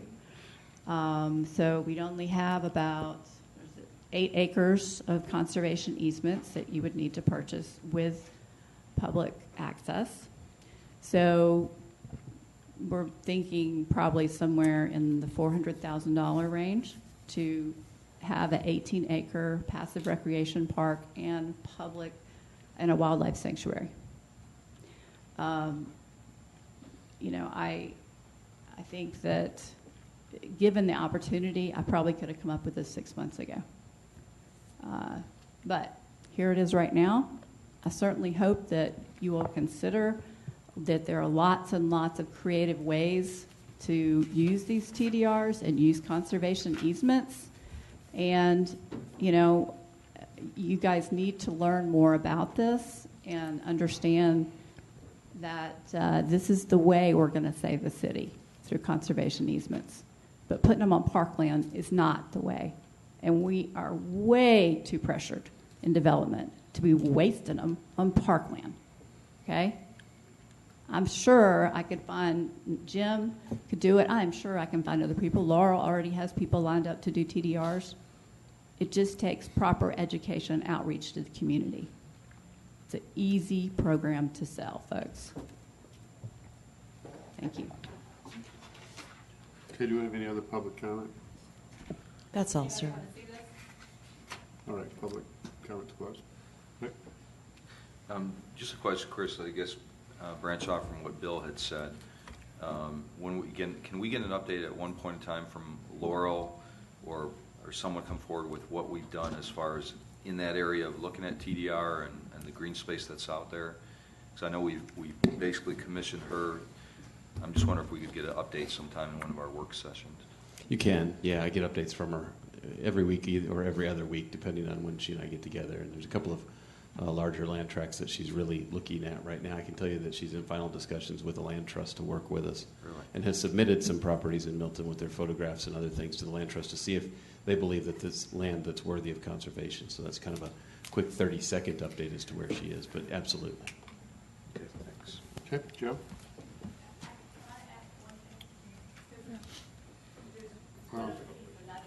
If you want to step up to the microphone. One problem with this whole thing is that nobody has submitted the land from Bell Memorial or even thought about submitting the land to see if a land trust would hold a conservation easement. Because frankly, I seriously doubt they will. Okay?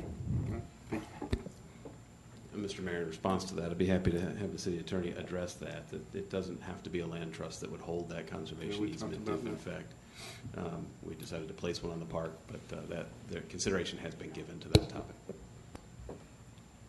Okay.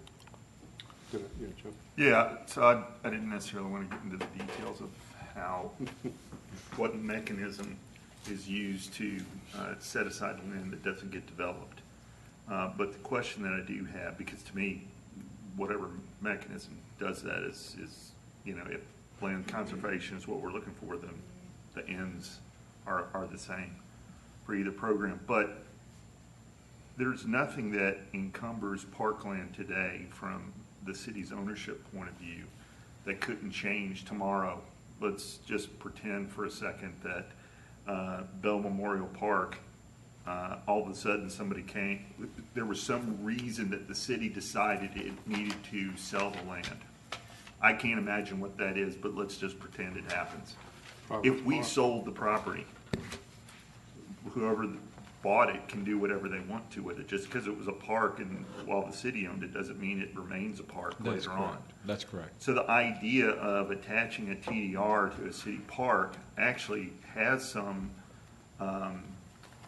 it's got a real either benefit or effect, I should say, because whoever bought that from us, if we sold it in the future, would have a very limited use for the property, because the TDR, the fact that we gave it up, travels with the property itself, correct? That's right. So it doesn't matter if it changes hands or anything else, the property can't be developed. Once the conservation easement is on it, that is absolutely right. Okay.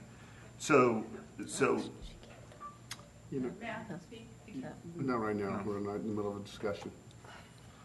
So, I don't want, like I said, I didn't necessarily want to get into the details which mechanism you use to achieve those results. I still think the city reviewed very extensively, I would add, the whole idea of the TDRs, and I think we gave those good consideration. We voted on those to pass, and they're the City of Milton's laws now, and I think it's an appropriate use.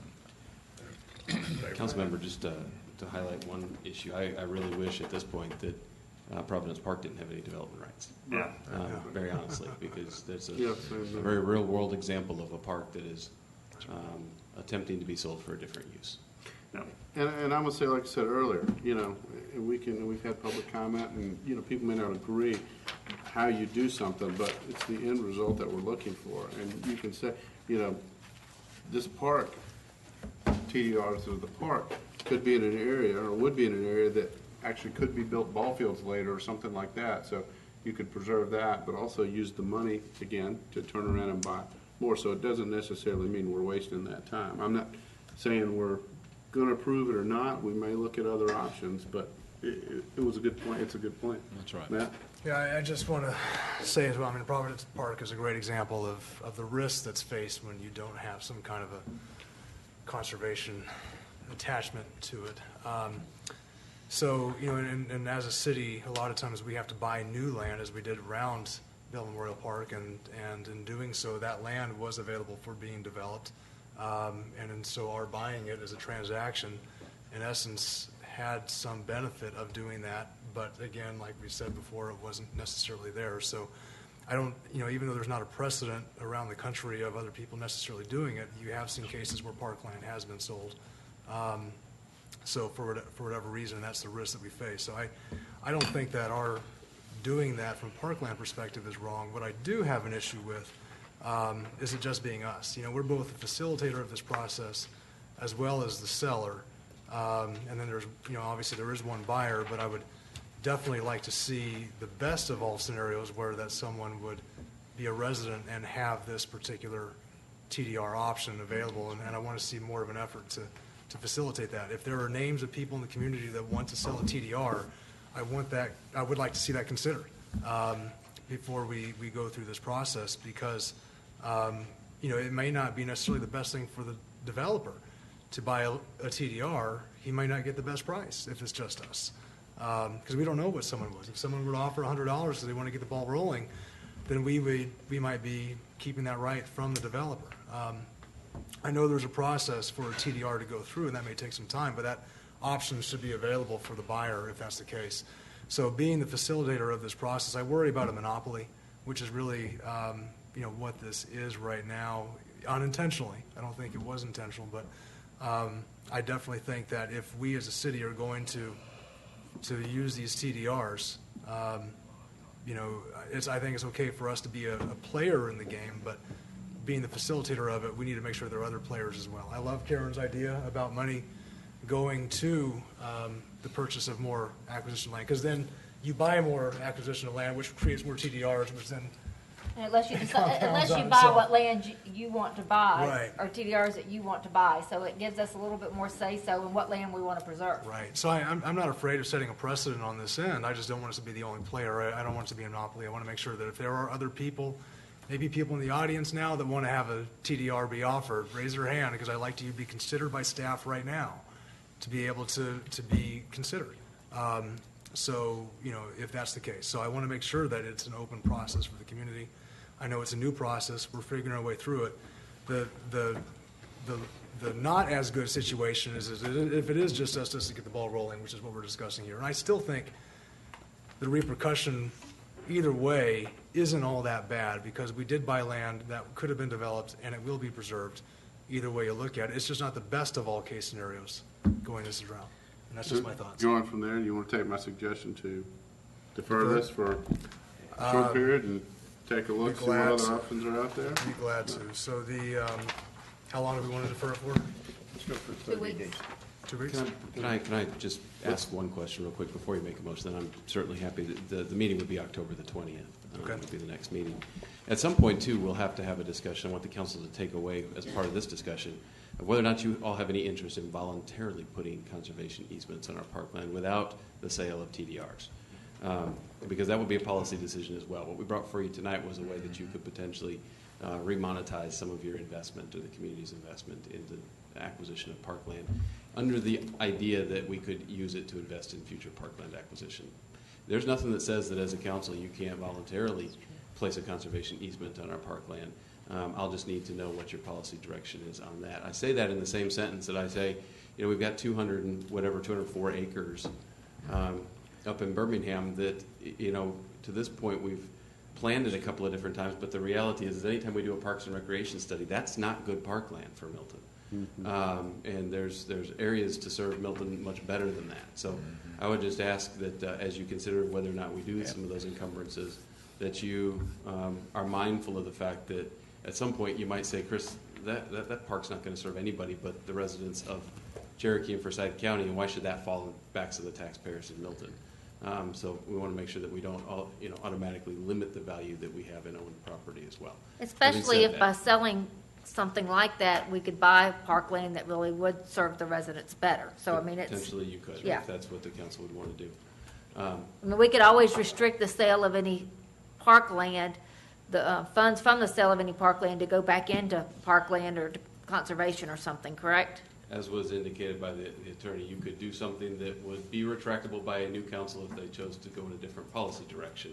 Having said that, I don't know of a lot of elected officials that decide that going against parkland is a good idea. So.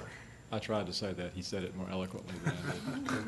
Matt, you were in the middle of a motion, but I think Bill, you okay, Bill? has a Yeah, comment go on ahead. that? Absolutely. Yeah, I'm trying to put this together. Are we just talking about TDRs available from Bell Memorial Park?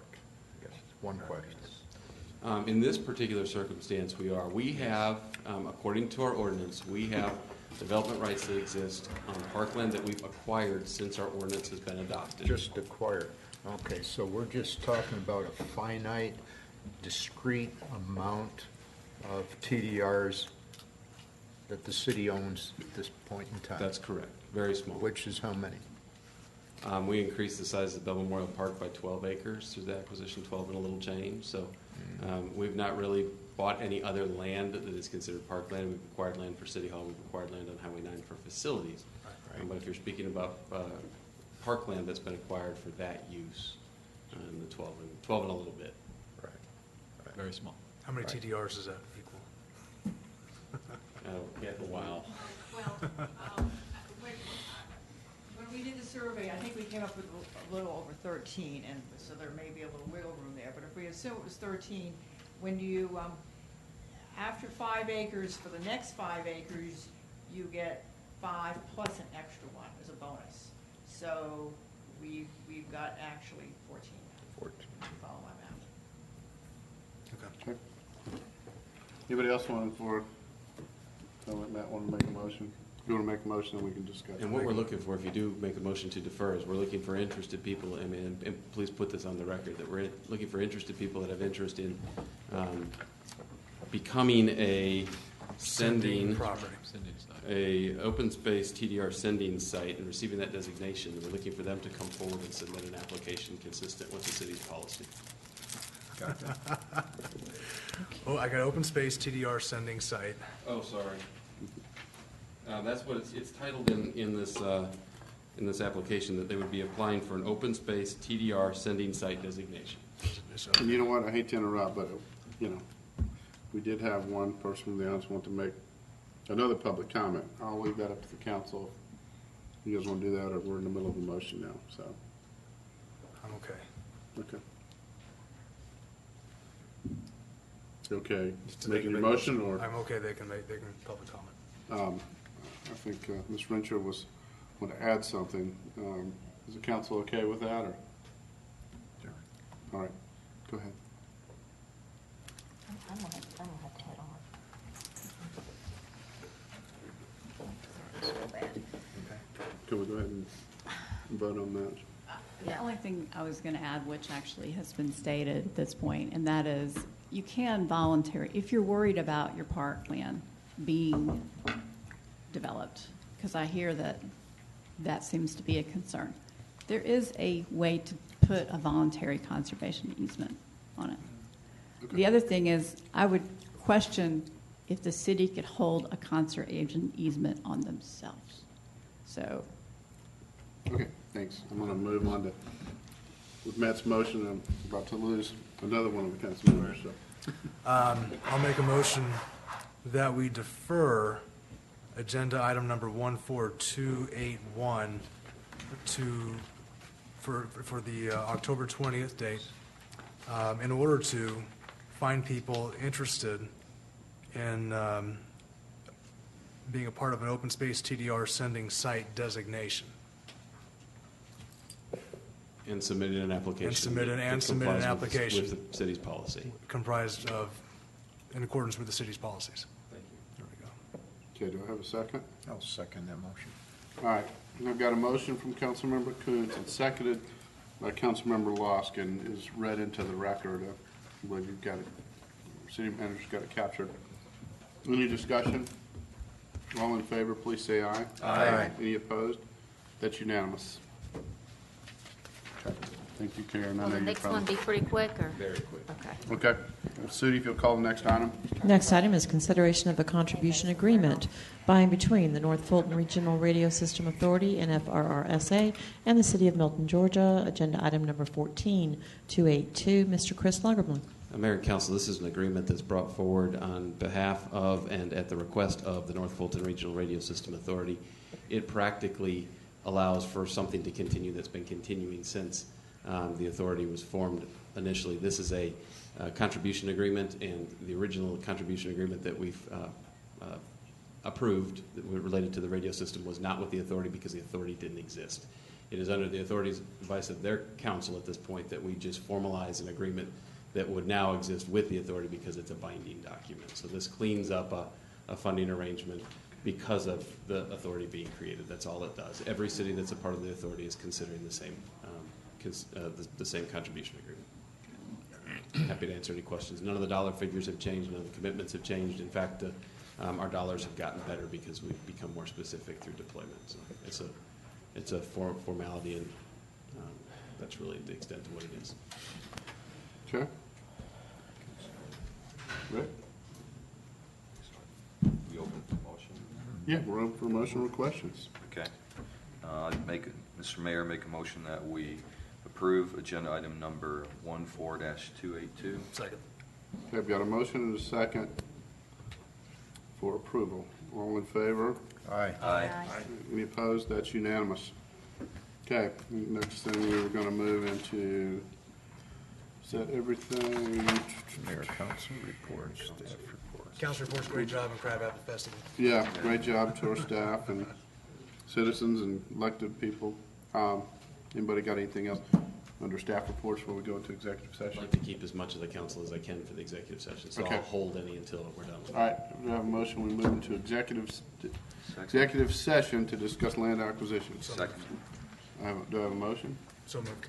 Okay, I have a motion and a second. second. All in favor, please say aye. Aye. Okay, that's unanimous.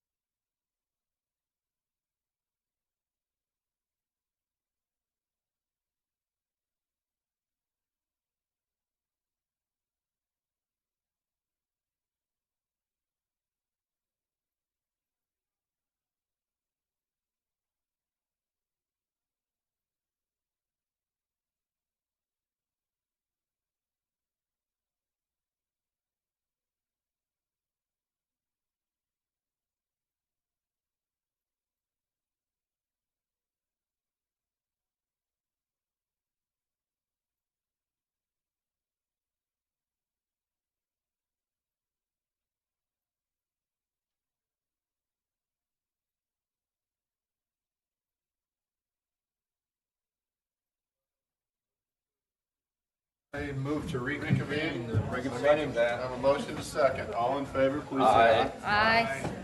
I'll move to adjourn. Passes unanimous. Second. Got a motion second to adjourn. All in favor, please say aye. Aye. Any opposed? That passes unanimously also.